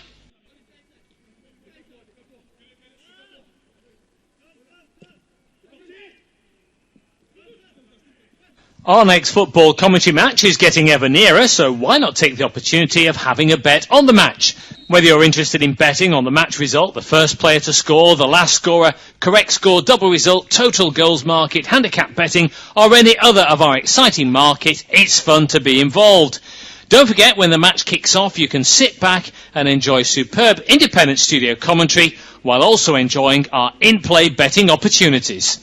Good luck!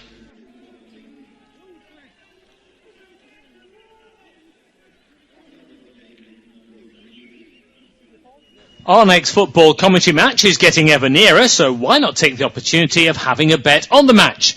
Whether you're interested in betting on the match result, the first player to score, the last scorer, correct score, double result, total goals market, handicap betting, or any other of our exciting market, it's fun to be involved. Don't forget, when the match kicks off, you can sit back and enjoy superb independent studio commentary while also enjoying our in-play betting opportunities. Good luck!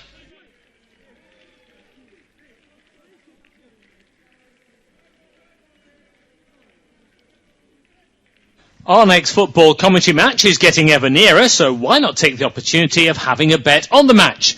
Whether you're interested in betting on the match result, the first player to score, the last scorer, correct score, double result, total goals market, handicap betting, or any other of our exciting market, it's fun to be involved. Don't forget, when the match kicks off, you can sit back and enjoy superb independent studio commentary while also enjoying our in-play betting opportunities. Good luck!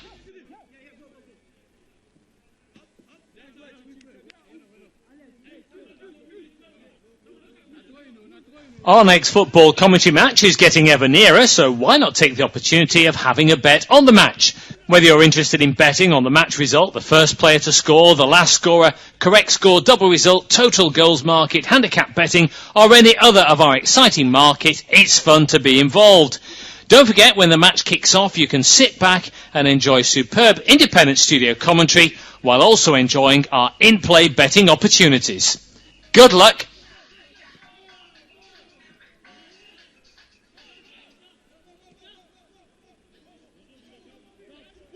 Our next football commentary match is getting ever nearer, so why not take the opportunity of having a bet on the match? Whether you're interested in betting on the match result, the first player to score, the last scorer, correct score, double result, total goals market, handicap betting, or any other of our exciting market, it's fun to be involved. Don't forget, when the match kicks off, you can sit back and enjoy superb independent studio commentary while also enjoying our in-play betting opportunities. Good luck!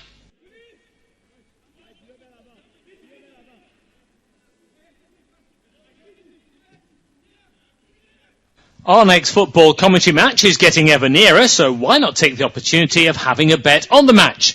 Whether you're interested in betting on the match result, the first player to score, the last scorer, correct score, double result, total goals market, handicap betting, or any other of our exciting market, it's fun to be involved. Don't forget, when the match kicks off, you can sit back and enjoy superb independent studio commentary while also enjoying our in-play betting opportunities. Good luck!